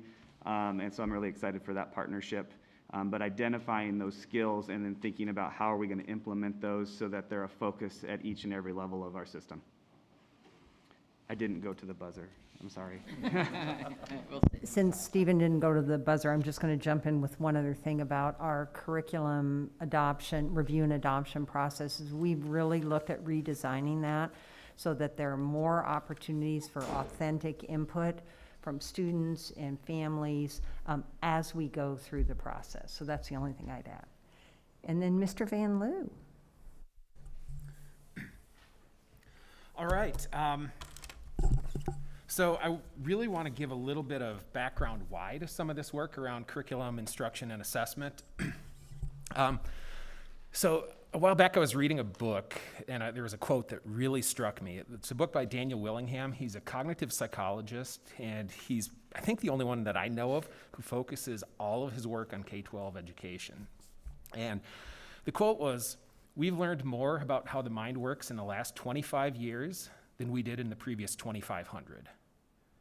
And thinking about that, it really floored me. I mean, he's not talking about just lab experiments or brain scans, but it's things that are real and tangible, and they have connections to what we do every day in our classrooms. So it's about how we define what learning is, how humans actually learn, what motivates us, and the role of emotion in the learning process, and things like that. So a few examples are like an idea that memory is the residue of thought. The idea is we learn what we think about, not necessarily what we do. Or another example is assessment is actually more powerful as a tool for causing learning than for measuring learning. Or motivation is more a consequence of achievement than a cause of achievement. Or that forgetting is actually a really important part of the learning process. On the surface, those things sound kind of weird and probably don't sound what school was like when we went through it.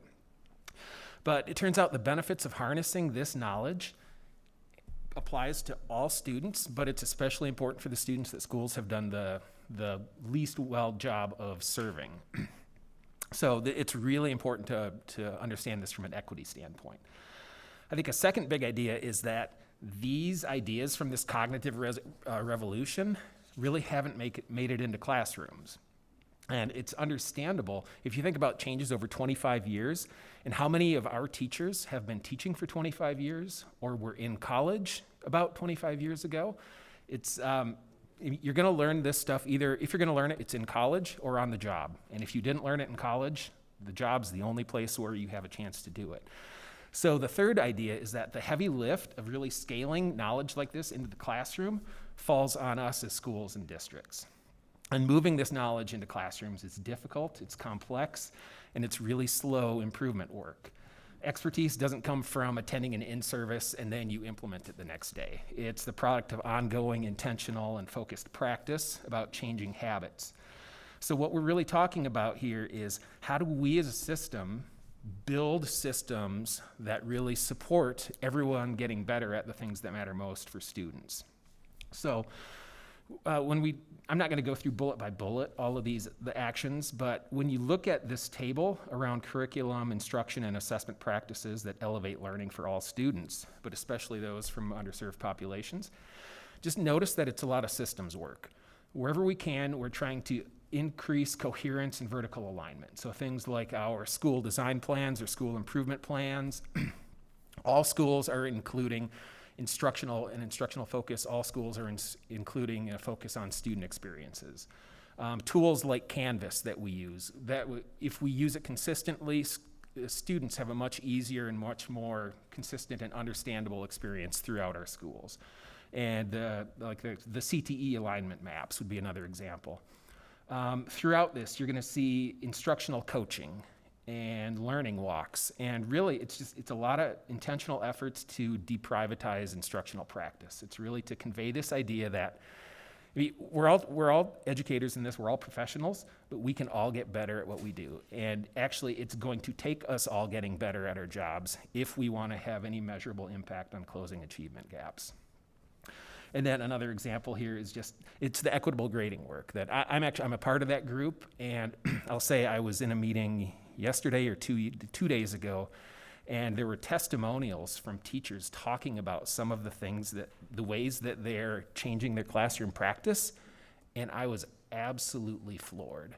I mean, what was really evident in that is you could see that the changes that they're making are having real impacts on the kids in those classes, and that it's going to impact their experience in the classroom, which ultimately, the quality of the experiences in the classrooms is the measure of quality of a school district. Thanks.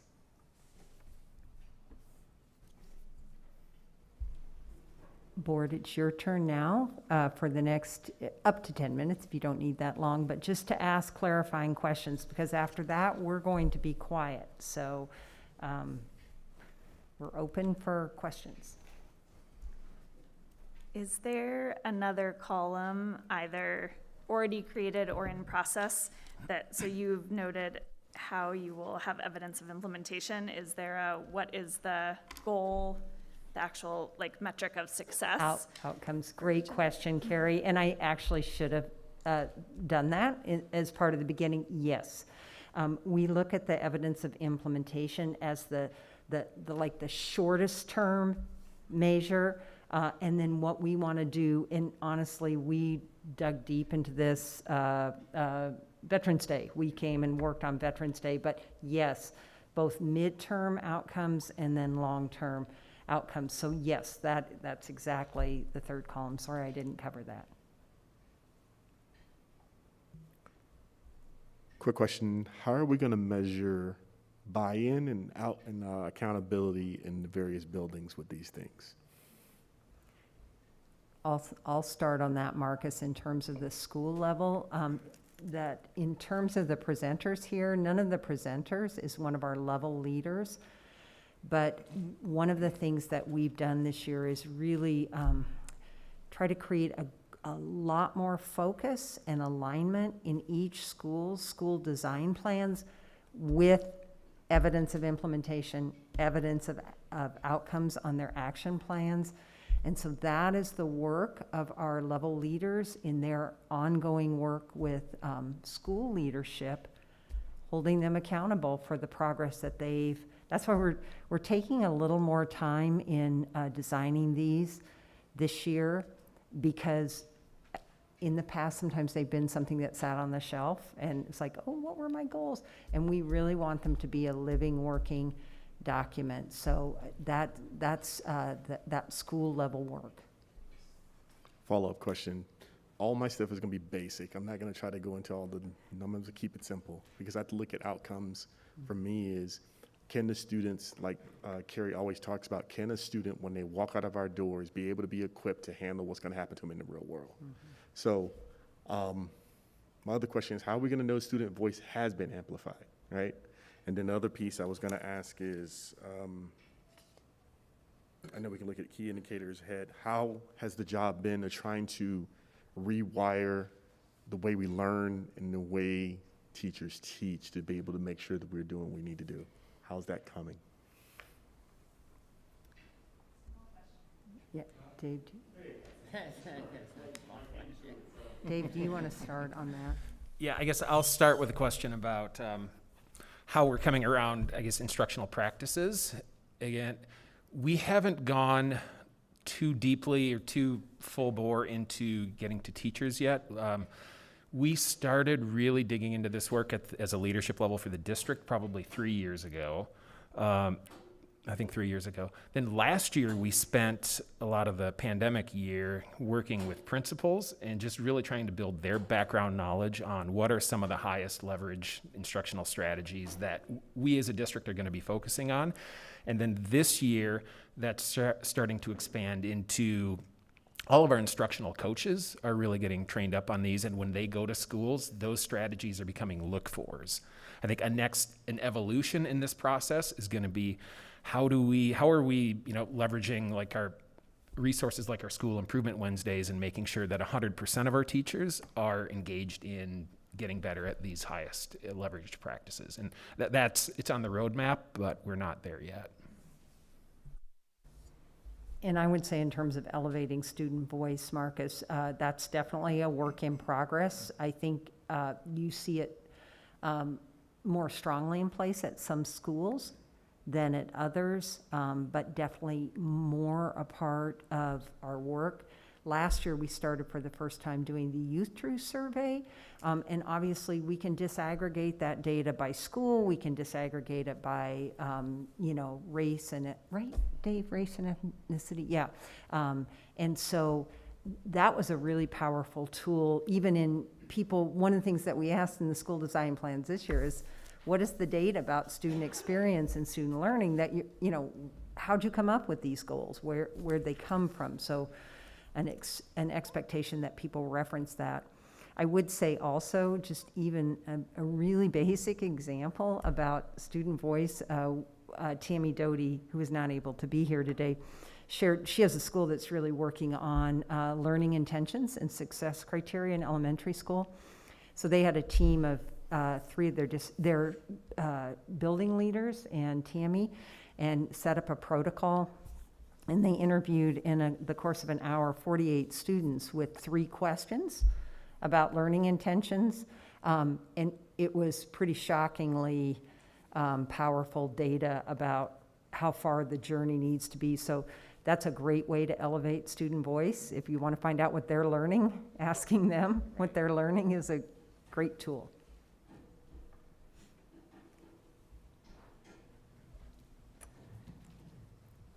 I have 4 minutes. Thank you, by the way. I have one other question.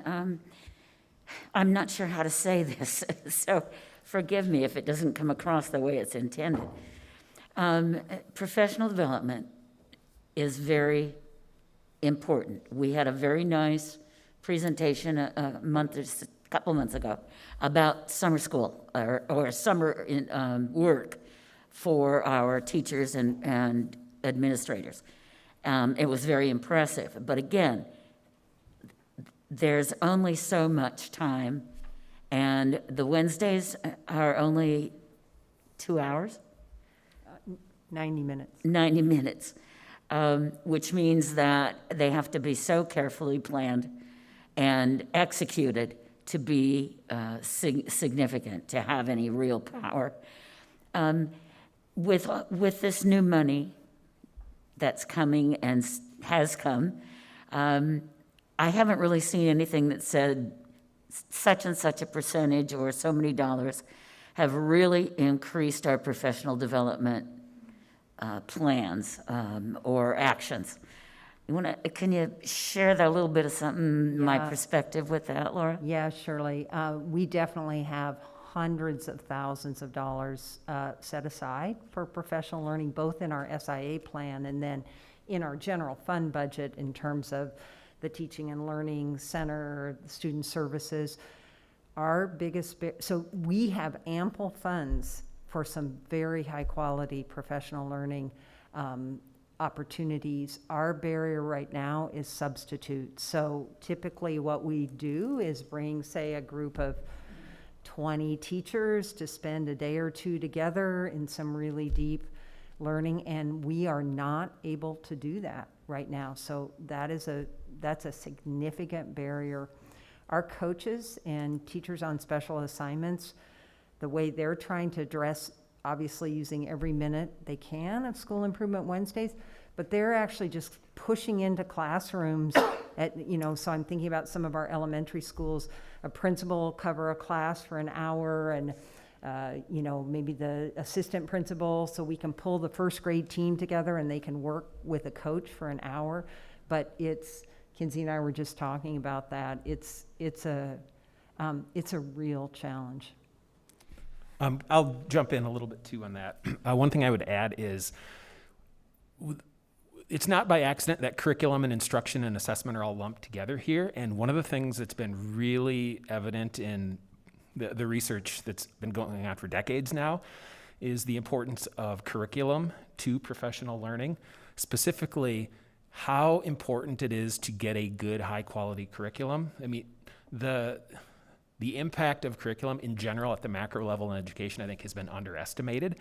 And if you have a really strong curriculum that really guides teachers in what the best practices are, that's professional development that they're engaging in every day in every single class. So it makes the issue of getting, the right curriculum paramount for us, because that addresses some of those issues of we don't have enough time, we don't have enough money, but a curriculum is essentially a free good because you're buying one no matter what, and a lousy curriculum costs the same as a good curriculum. I also, sorry, go ahead. Laura, the worst thing in my head is to take the best teachers out of the classroom for their professional learning. There just aren't too many alternatives, and I understand the issue with subs now. And I understand that when we create some very special staff positions, as we've certainly done with SAA funds, with the SIA funds, just using them as substitutes isn't a step to perform, to make the kind of impact that we want to do. So I do get that. I also have a real specific question. I saw somewhere that we had a contract with Doug Reeves. Can you tell me just a little, in super brief, what that's about? Yeah, I can take that. So we are working with Doug Reeves and his entire team to help with the work that Dave mentioned around equitable grading practices. And so we have a team of about 30 individuals from across our sites that meet about once a month to talk about, we look at the research around best practices And then what we're working through now with Doug is he's helping provide some of those resources. He's been a guide for us in terms of this work as well. He's kind of been a consultant for our leadership team. So there's that group of 30, and then there's a group of about 10 individuals made up of people on that team that help plan those professional development opportunities, those planning sessions. And so Doug's been a great resource. And so we've used him, for instance, when we're looking at our grading practices. We just recently identified the pillars that all of our grading practices in Ben Lapine need to go through. They need to be bias resistant, they need to be accurate, they need to be motivational, and they need to be, what was the fourth one? Transparent, thank you. And so Doug helped with that process. And so he's been a great resource for us on that. And then our final product will be a list of recommendations for best practices and future professional development for our teachers to help implement those practices. But does Doug allow you to have cultural relevance within that too? Yes. Okay. Thank you very much. Obviously, I'm very interested in professional development. Again, it's very difficult to do right now, but the district certainly has attacked it from many different ways. So I commend you on that. Thank you, Shirley. Can I just check and see if Amy had any clarifying questions? Yeah. So our team will become note takers. And it's not like you all need to talk to us, you can talk to each other, but we just want to listen and hear thoughts, insights, wonderings. So Janet's going to turn the timer on and I'm going to be quiet. And it really works better if we actually intentionally talk to each other and not to them.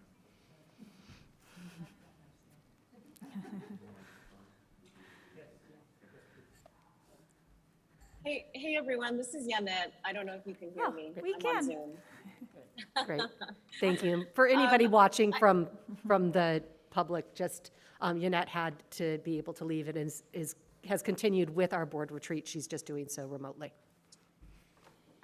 So one of the, I guess, concerns or sort of flags that are raised for me is knowing that the intention of the work that's happening around the professional development of our staff and our educators, and Laura and I have actually had this conversation in prior times, is the need to, I think, really discuss the options of who is buying in versus who is opting out.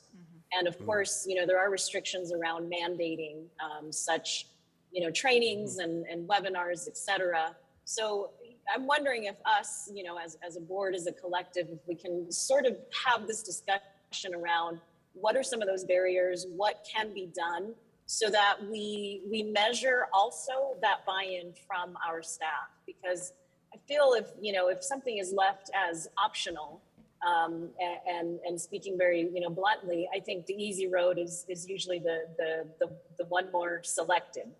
And we all have seen the need of what our students need now in this moment to succeed, and we know that as a district as a whole, the environment that has permeated the halls of our schools has shown us that it has not been a priority for all educators and all staff. So how are we willing, I guess, to push back on that and address the need for something that is, and I hate to use the word mandate because that's not the right word for this, but something that, again, creates opportunities for them to buy in and have a stake in these conversations? And I wonder, Yana, if, because our job as a board is to try not to mandate how to do things, I wonder if our role is to make sure that the goals and how we're going to measure success are so good and clear that if schools or the district aren't meeting them, then, again, it's up to the superintendent and principals and teachers and everyone to figure out how to get there. It's up to us to make sure that the goals are so explicit and so clear and set a high bar and that we know how they're going to be measured to ensure that they make the right decisions around, PD and whether it's mandating or I don't know. I think. Yeah, I'm sorry. Go, yeah. I'm sorry, I can't see who's speaking next. I think it's, you know, for me, it's something along the lines of a similar survey of sort of seeing what the participation rates are when there are opportunities like that. But, you know, that seems more telling for us as a board to be able to, you know, like Carrie said, you know, be very, very clear and concise about those goals for the entire district. Mm-hmm. I do think this picks up on Marcus's question about accountability, right? So the issue of measurement, metrics, and accountability for individual staff and then school by school is difficult. The school design plans, being a little more serious about those, certainly is a step in the, one of those steps in the right direction. Is there time to process every single one of those school plans in terms of monitoring them and do our, I think when you say level leaders, you're talking about Juan and Katie, okay. Do they have the ability and time to actually carefully monitor and direct and support those school design plans?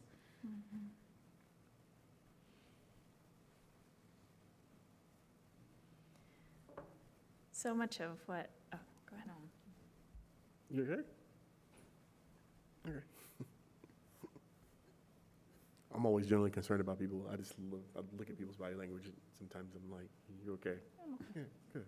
All right. Go ahead, Carrie.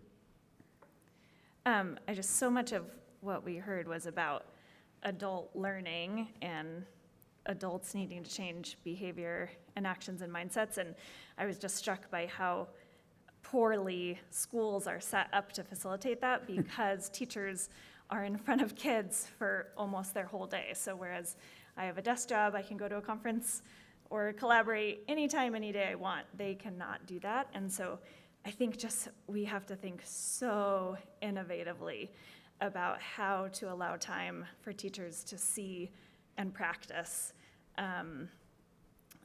this new work. And just one resource, because that was a specific question that comes to mind, is from Public Impact. I think they're called Opportunity Schools, but they spent a ton of time thinking about all these different ways to use existing staff and existing budget, but orient staff and students differently during the day for the sole purpose of allowing for more time in different ways for professional development. So I'll send it their way, but I think we just, if we can't rely on substitutes, like we have to find more time for adults to see new and different things and practice new and different things and then be held accountable to them. But also I think that's where the community outreach goes as well, you know, with community voice and the student voice for me. For me, I'm looking at, okay, I have community partners out there who I know who know how to do this work and they can help. And I know not having subs right now or not being able to have volunteers hurts too.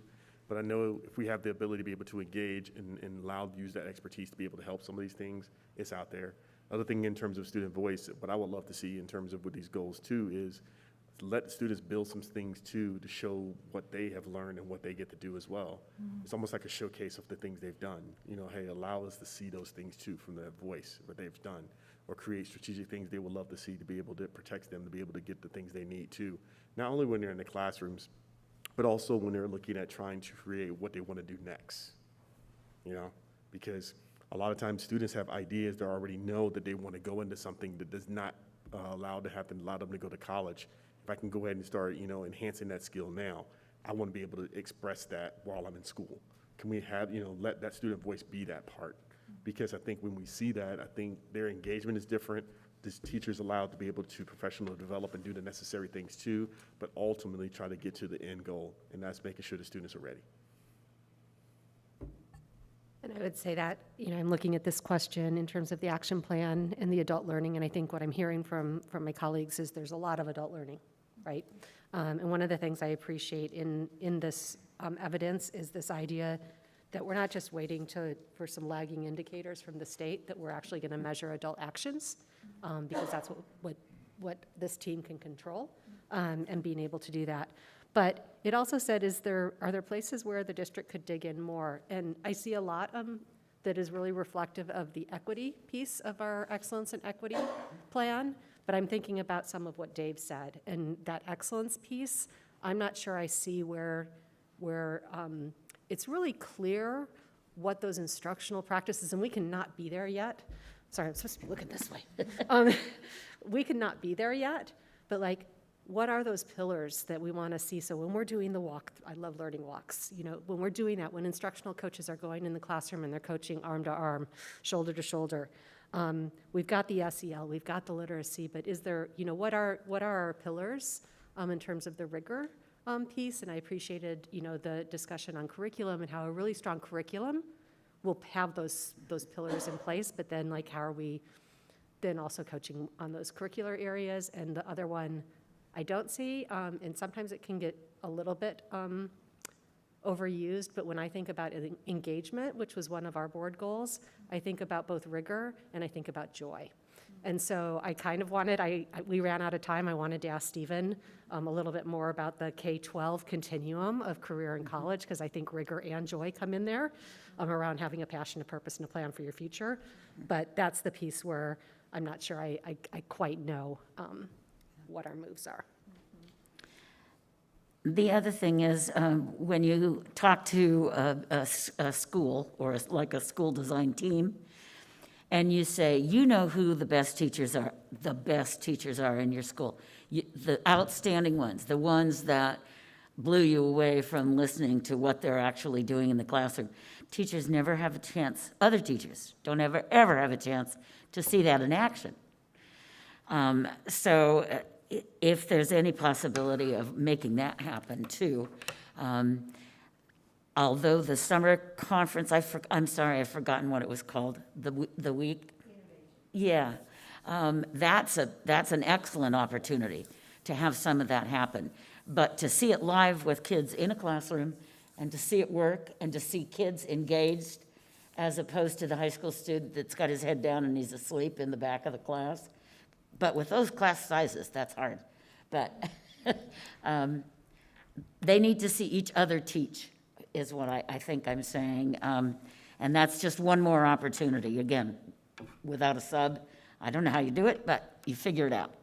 And I had that was a clarifying question. I also kind of wanted to know was on the learning walks, who's on those learning walks? And are the learning walks leaders, or do teachers actually have that opportunity to go on those learning walks? Because I find learning walks, and I think there's a fair amount of research, but can be one of the strongest ways to build coherence across your system, because people are seeing each other's classrooms and then you're working together as a goal.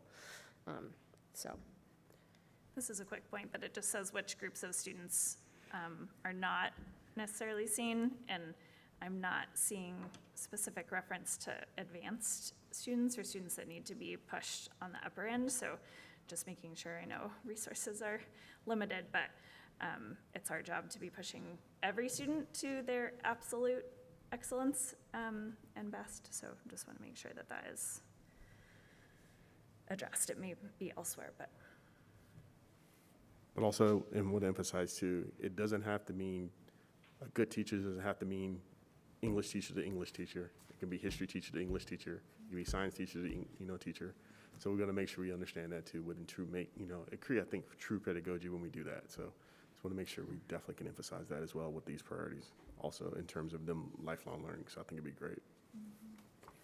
I think also just coming back to the monitoring data of adult actions. I know I saw one that had a count to it on the DEI audit tool, and so like how many people actually participate. And I just think that that's so, whatever our priorities are, that we're measuring participation rates. And I would really echo this. I was excited to hear that the SEL questions will be included in Youth Truth, but like, how do we have goals that are both about getting higher participation rate and high levels of satisfaction, right? And so being able to make sure that we're doing both of those. I think one of my clarifying questions was whether the bigger barrier was around like mindset and hearts and minds, or just like how to do it better or different given all that we're learning. And if it's at all, well, really both, but especially if it's around hearts and minds, I think just hearing directly from students is the most powerful way for teachers to be, and all educators to be compelled to change. And I know schools are not usually set up to listen to kids very well at all, but when they do, sometimes it's like the principal or a team is like listening to a focus group or something, and very rarely do teachers get to hear directly from students about changes they want to see. So just figuring out how to get as much of that for that changing hearts and minds. And another clarifying question for me is that, do we have a list of the different resources that the district knows about?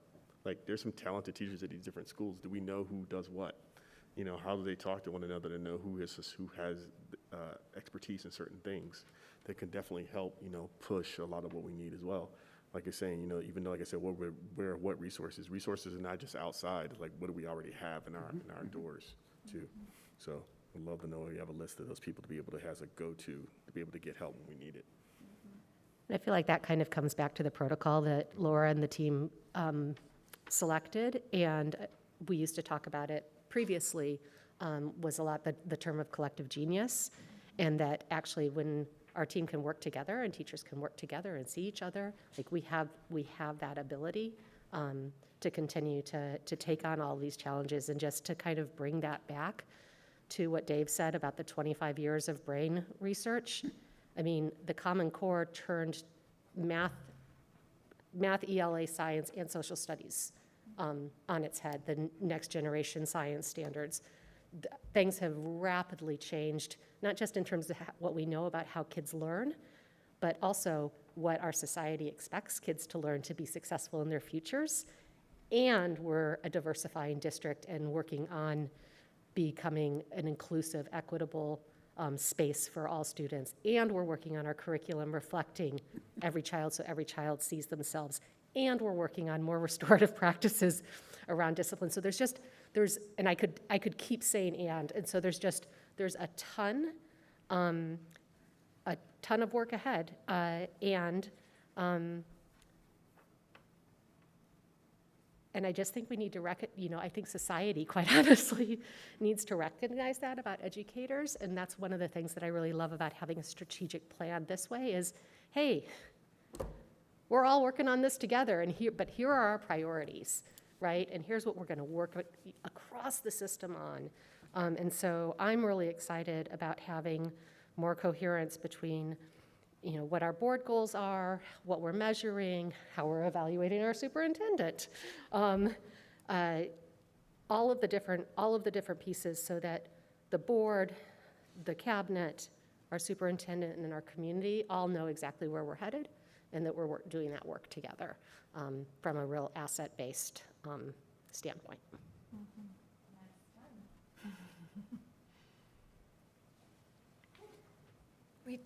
Just one quick thing. It said we should have started with affirmations, and we skipped that part. We did. Can we just maybe? I'm going to have time for affirmations at the end. Okay. And that is part of our closing protocol, and is actually something I am going to be working into every work session at a minimum, because I think that it's a really powerful practice, and people, affirmations are a good thing. Yeah, thanks for noting that, Carrie.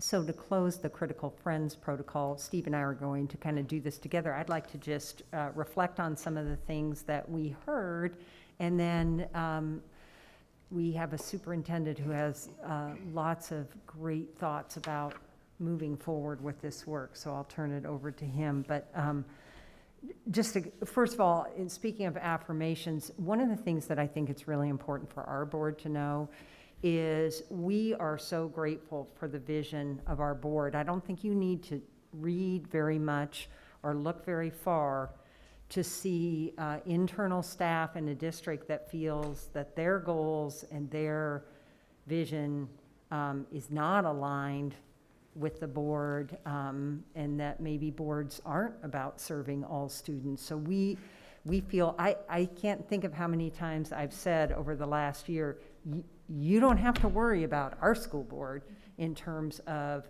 promoting what we really believe to be significant and important work. So we are very grateful for that. So just a few themes that stood out, and we all took notes, so we'll have time to gather those. But that idea, and again, sometimes accountability can sound like a bad word. I don't think it is a bad word. I think it's a great word. And recognizing, trying to ensure that everyone in our system has the same urgency and is held to standards in terms of our expectations for the adults in the system. One of the things that we focused on in really trying to improve our school design planning process is that sometimes in the past, people's action plans would all be about new programs for kids. Oh, let's have a freshman academy to support the students. And you read through the plan, you think, okay, so what is the adult learning that should be the focus of this plan? So we have made a strong emphasis, and so I was glad to hear that you also saw that in the plan, that we're focusing on adult learning. And another thing I heard from you is the challenge, when we talk about accountability, it's got to be reciprocal accountability. So we need to make sure that our building leaders and our staff, our teachers, have the skills and knowledge and support and materials that they need to keep getting better at this work that we can never master. And as you know, we are facing some challenges. It doesn't mean we're not moving forward, but we're definitely facing some barriers with that. So continuing to try to think about all those creative ways that we can find time for adult learning within a contracted day, within a contracted year, and things like that. One of the things, Melissa was talking about learning walks, and I heard this in a couple of other places. A woman named Susan Rosenholtz, who did a lot of research on effective schools, talked about what she called a learning enriched environment. And in a learning enriched school, adults see each other as their primary source of learning. So, you talk about that collective genius or that collective efficacy, trying to continue to build those cultures where we acknowledge, boy, Stephen is the expert on this. We can all learn from him. And one of the ways to really effectively do that, you mentioned it, Melissa and Dave did earlier, on that deprivatization of practice. When we recognize we can't master this craft, we can't. We all have to keep getting better at it. So how can we learn from one another? Okay, lots of other things, but I want to give Steve a few minutes to talk before we end, kind of thinking about next steps then. Thank you, Laura. One of the things that was clear to me, this is what we're trying to establish is a social contract with our community, which is this is where we're going to put our investment and this is what we're going to agree to. And part of our struggle right now is, and our teachers would tell you that, is that we're pulling them 1,000 different directions. And this has been a year of I like to call it the year of operational challenges. And so right now, so much of what our time and efforts are focused on are just trying to keep schools open, getting kids fed, getting them to school and getting them home. What I heard today with regards to kind of doubling down on our efforts is accountability is an output, not something that we would do. And accountability starts with, number one, with clarity. When we can be clear about what expectations are and where we can provide the flexibility for our teachers to innovate and do things kind of outside of the box, and we can let them off the reins and we can let them go do their thing. Sometimes that's the most powerful learning experiences that can be created. However, we can't not attend to those reins at all. And I think that's part of what we're trying to find is the balance and what that looks like. And what I heard from you is, first of all, number one, support of these priorities as very real, very meaningful, and that we need to continue them. Lots of suggestions on how to improve the work that we're doing for how we can impact those things. But everyone said some form of adult actions are key, and how we improve those adult actions, our forms of training and substitutes and all those different pieces are critical to our success. Coherence is necessary. Recognize our own talent and our own skills, the collective genius of our staff and our team, and making sure that Tier 1 instruction is out of the park across the system. And so for us to dial in on all of those things, number one, is going to take a commitment. Number two, it's going to take us clearing away the systems that can create confusion and establishing, and I use this often, what I think is, in a conversation I had earlier today, which was knowing and understanding how we can move this forward through what I like to call the speed of trust. It's a Covey book. And the first thing that we have to do when you talk about winning somebody's heart and minds, they've got to understand and know what it is we're trying to accomplish. And they've got to be willing to say, that makes sense, and I will buy into that. I need some help, I need training, or I need you to take some things off my plate so I can go that direction with everything I've got. And we've got to get our stuff, excuse me, our stuff so clear, so coherent, and so understood so that there's not distraction, so that when we say, let's try to make a school improvement plan, a school design plan, or we talk to our principals about, we need to see this in our schools, and we need to see it, to Yanette's point, not just in a few classrooms, but in all of our classrooms. And so how we create that system of non-negotiables that's married with this system of flexibility so that there's both that exist in our schools, that's what we're going to be aspiring to. That's going to take a lot of communication. That's going to take a lot of dialogue between our team and the board so that we do have permission to say there's some things that can come off your plate because this is what we have to do. Not all of it, this. And that's the prioritization that I think we're all seeking. And I think if we can all come to an agreement on that over time in the next few months, we can get very intentional. We can do things like not just make school design plans be something that doesn't live on a shelf, but now the principal takes that around the school and says, here's what we're going to be focused on. So.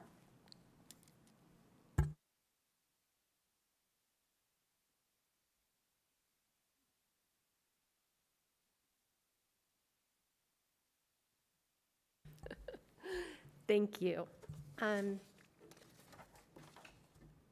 really can't appreciate this team enough. We are going to go into two last pieces. The first is just a sharing. And so one or two things that you learned today that you didn't know before coming into this retreat. I'm going to have everybody be able to think first for a minute, and then we're going to do a whip and share, and then we're going to move into appreciations. And appreciations can be about learnings, about work, about people, but really that affirmation part that we skipped in the protocol. Okay? And I'll open it to cabinet too, if you guys would like to join. No pressure, but I like to work together. So we'll take a quick minute for the learning piece.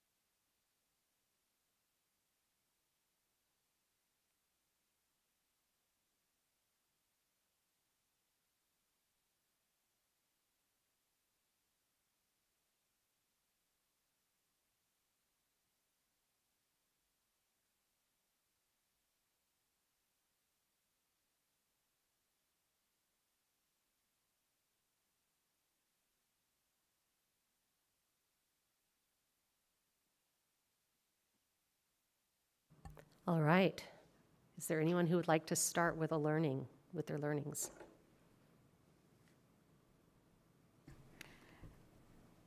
I really appreciated learning the Critical Friends Protocol. That's a little bit different process than I've ever been involved in, and I liked it a lot. So thanks for bringing that in. And the other thing is, I'm beginning, I told Carrie, I've heard Brad 3 times now. This is the 3rd time going through all the finances. I think I'm finally, getting caught up with it. But the SEL implementation, I have a little better handle on what that actually looks like. I know we've pumped money in, we've pumped staff in, we've done all, but now I'm beginning to understand how those pieces fit. So thank you for that.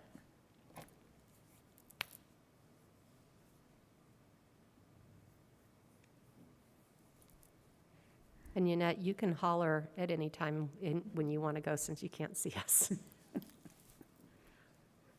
Okay. Appreciate that. I'm following along. Thank you. I will say a few different things. On the operational side, I had never seen a timeline of our facilities and our bonds in the schools. And so just really, I've been wanting to understand that better, and so really feel like I have a much stronger context. I literally this morning said, well, Steve, I'll be able to have a lot more thoughts on this after I hear the presentation on adult actions. And so it was really, I learned a lot about the adult actions and how this team already has ideas for measuring them that I think will inform a lot of our conversations as well. And so appreciated learning that. And then I also learned that I did not know that we are doing some K-12 mapping on CTE. And I'm really excited about that and excited to have Stephen in this new position leading that work. Yeah, I will say I didn't realize we were one of the only large districts that does not have a local option. I think that is something we should talk about, especially if that's a norm for districts our size. And then, yeah, also just looking at the growth of our district over the last 20 years, 30 years, how many schools we've built, and just the immense work that takes. And also, when you grow that fast, how does the district keep up? And have we kept up as well with that growth and bringing on new team members to make sure that our schools really are innovating in the way they need to with the size that we are? I think more than anything, is I didn't know our ADM was only 2.0 for each student. That's unfortunate because I think we definitely can tap into hopefully getting something for that or change that. I know that's statewide, but that's crazy because we know there's a lot of need for students.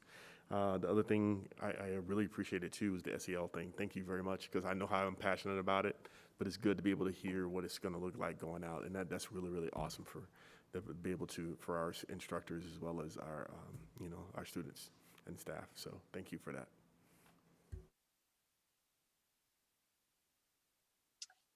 If I can jump in, Marcus kind of stole my answer. I'm the same way, learning about that point system and sort of how that affects the future investments really is eye-opening. And I think that there's a lot of work for, many of us that are involved at state levels to have a little more say and a little more voice in pushing something that looks a little bit different, that's designed a little bit different to actually respond to the needs of our students and our staff and our schools. I learned a ton of little things. I would say to this group, I loved the opportunity today to hear you talk about your work in a little bit less of a reporting on an EL and just kind of what you're passionately working on, because you're all such incredible experts and passionate in your work. So it was really fun just to learn from you and hear what you're doing. But one thing really struck out to me at the end of what Steve said about just how important clarity with this group is and how much that trickles down. I think it's so important right now. I remember someone saying really dramatically describing, saying that strategy is actually not what you do, it's what you don't do. And I think districts, and especially boards and superintendents, when you get new boards and new superintendents, we like to add our goals and priorities.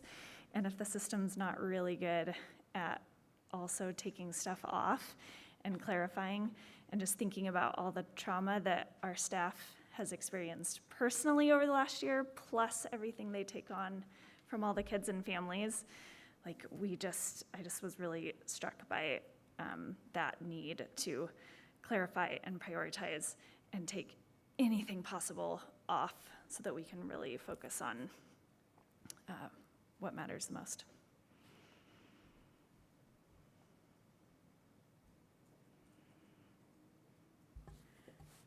We're going to switch over then, unless any cabinet member wants to share a learning from today. You guys did most of the presenting, though. I'll share 2 points of gratitude and 1 learning.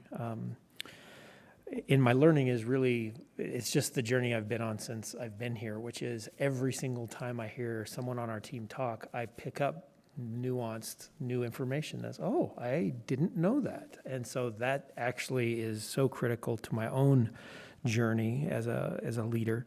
And so I'm grateful for that. But my 2 points of gratitude, first of all, is to our team. To hear the energy, the commitment, and the passion for this work come from people that are doing this every single day. This has been a tough 3 months, folks. I'm just telling you, this has not been easy. And to hear it still resonate in voice is powerful. And secondly, recognition of the zone of control from the board, from all of you, I think is a really important place where I'm feeling some gratitude, because it is, ultimately outcomes are indirect, right? What we can do is influence adult actions. We can improve adult capabilities and capacities. We can improve conditions, and we can change culture. But that's the way that we measure success oftentimes is what's the experience, the lived experience of the student. And all of that happens through quality adult interactions, changing that experience. And so recognition of that as a place for us to focus our growth is probably the most effective way for us to communicate about this. And ultimately, I use this term a lot with our team, so they're going to roll their eyes as soon as I say it. But change theory is a lot like an open water swim. If you do not have reference points, if you don't know what it is that you're trying to accomplish or what you're looking at as to where you're going, you're going to swim and swim and swim, and you don't know if you're in a rip current or whatever. That's the part of how we're going to move the next pieces, whatever that definition looks like. We can't assume that a tick up in student achievement data is because of our great work. That's oftentimes a product of the inputs that are coming in outside of our control. And so this kind of intentional focus on adult actions for me is going to be a game changer for us. I believe that, and I'm thankful for that understanding. Steve jumped steps in protocol. He combined both. He can do that. Appreciations or gratitudes? And if you haven't seen the gratitude board from our Ben Lapine Schools Facebook page today, you should. It's pretty amazing. But yeah, opening the floor to appreciations, gratitudes.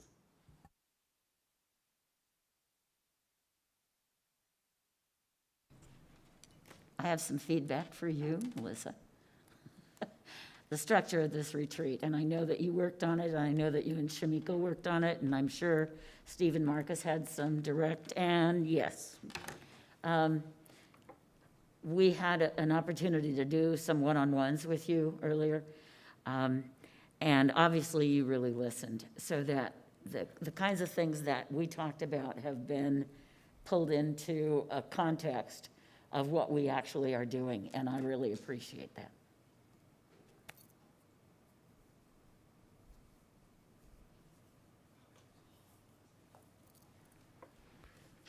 One thing I want to appreciate is it has been a crazy few months for everyone.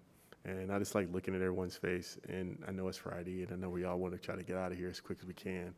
But really, please take some time for yourself, appreciate yourself, We thank you for all the work that you guys are doing, everyone here. But please take some time for yourself. Please do. You know, healing helps. And I think we all need that. And I really appreciate the fact that we have a strong group of people who are willing to listen to one another and have the hard conversations.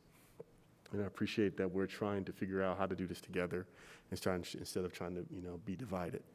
You know, because right now we know in some of the stuff that's going on in our country right now too, especially with the announcement today. I'm not going to go into it, but we need to keep coming together and in talking and having hard conversations. And I appreciate that we're willing to do that right now. Thank you. I would like to add too that your focus from the instructional team and your commitment is so obvious. I want to just echo that a little bit. Go, Yannick. Can you hear me? Yes, we can hear you. Go ahead.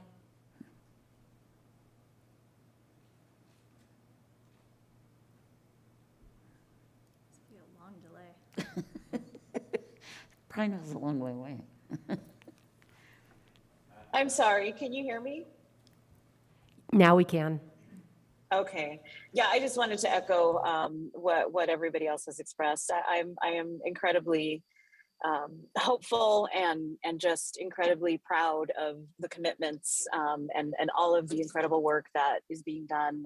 Thank you to everyone for all of the presentations and findings. It really does sort of pose sort of a light at the end of a really dark tunnel for a lot of us parents in the Ben Lapine School District that have had less than pleasurable experiences. And so to see how much of a commitment, how much of a priority the well-being, all-around well-being of our students, including, you know, their education, how much that matters to us. And I think that we are so fortunate to have the strength of the board that we have to continue with these measures, to continue holding that accountability to everyone at the district, and to really ensure that we are also providing the support necessary when we do request things that are perhaps outside the box or just done a little bit different than the traditional norm.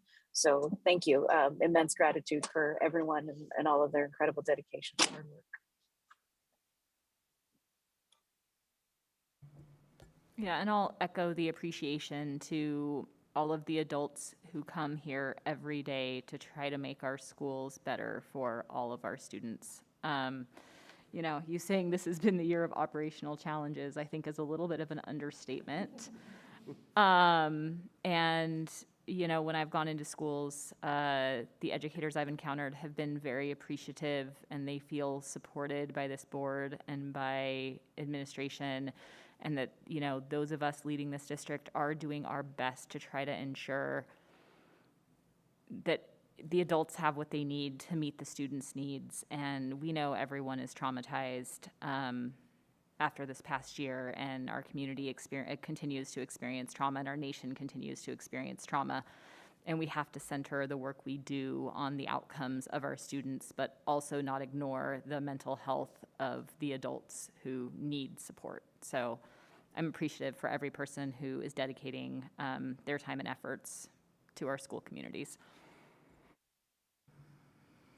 A huge appreciation to all of our school-based staff, my own kids, teachers, and my friends who are teachers. You are the ones that I get to interact with the most, but I know you're a proxy for thousands of staff, and I just am constantly amazed at the energy and care. You know, we go out for drinks on a Friday night, and like, you're still talking about your kids, your students, because that's the sort of passion and care that our staff have, even when they are exhausted. So huge appreciation for that. And I just have to affirm the excellence and equity work again, because I was impressed with it 2 years ago, but as I talk with districts around the country, it continues to be like the gold standard for having really listened to kids and families. but then to see it actually being used over multiple years and like coming back to that feedback and not just having it be something that sits on a shelf and never really gets used again is super cool. So huge appreciation.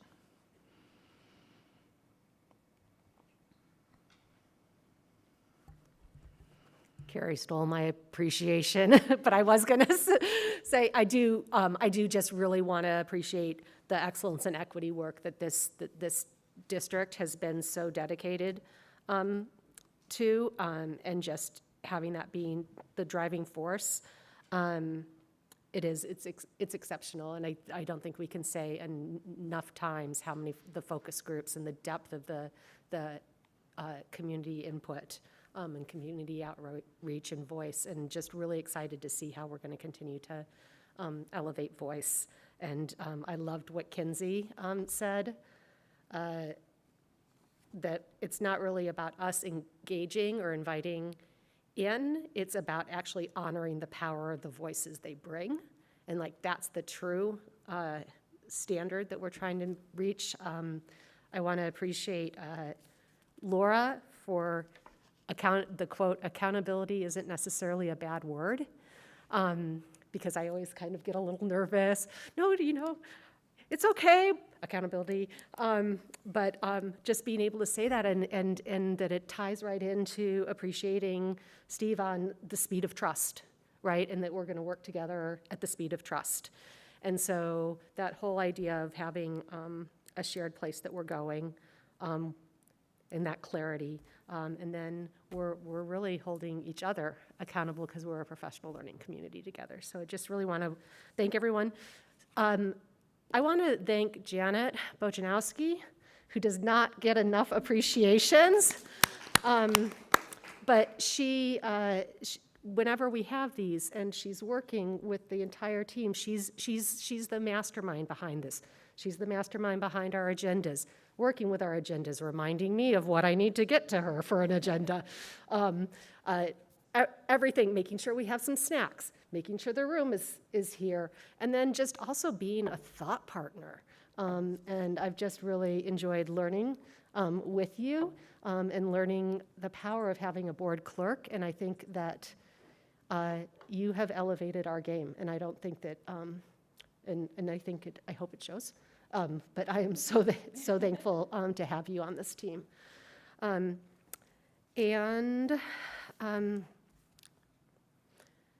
Thank you, fellow board members. Thank you to Shamika, who helped tune the agenda.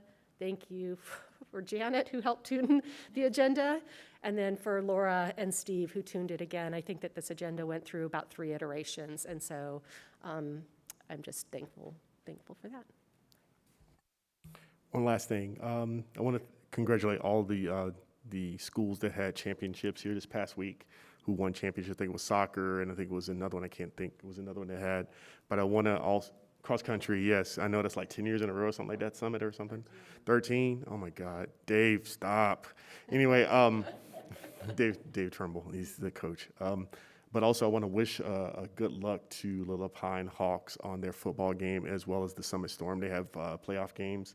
I think one's in the semifinals, one's in the quarterfinals. Please, if you're going to go with them, please be safe going, and please, good luck to those teams.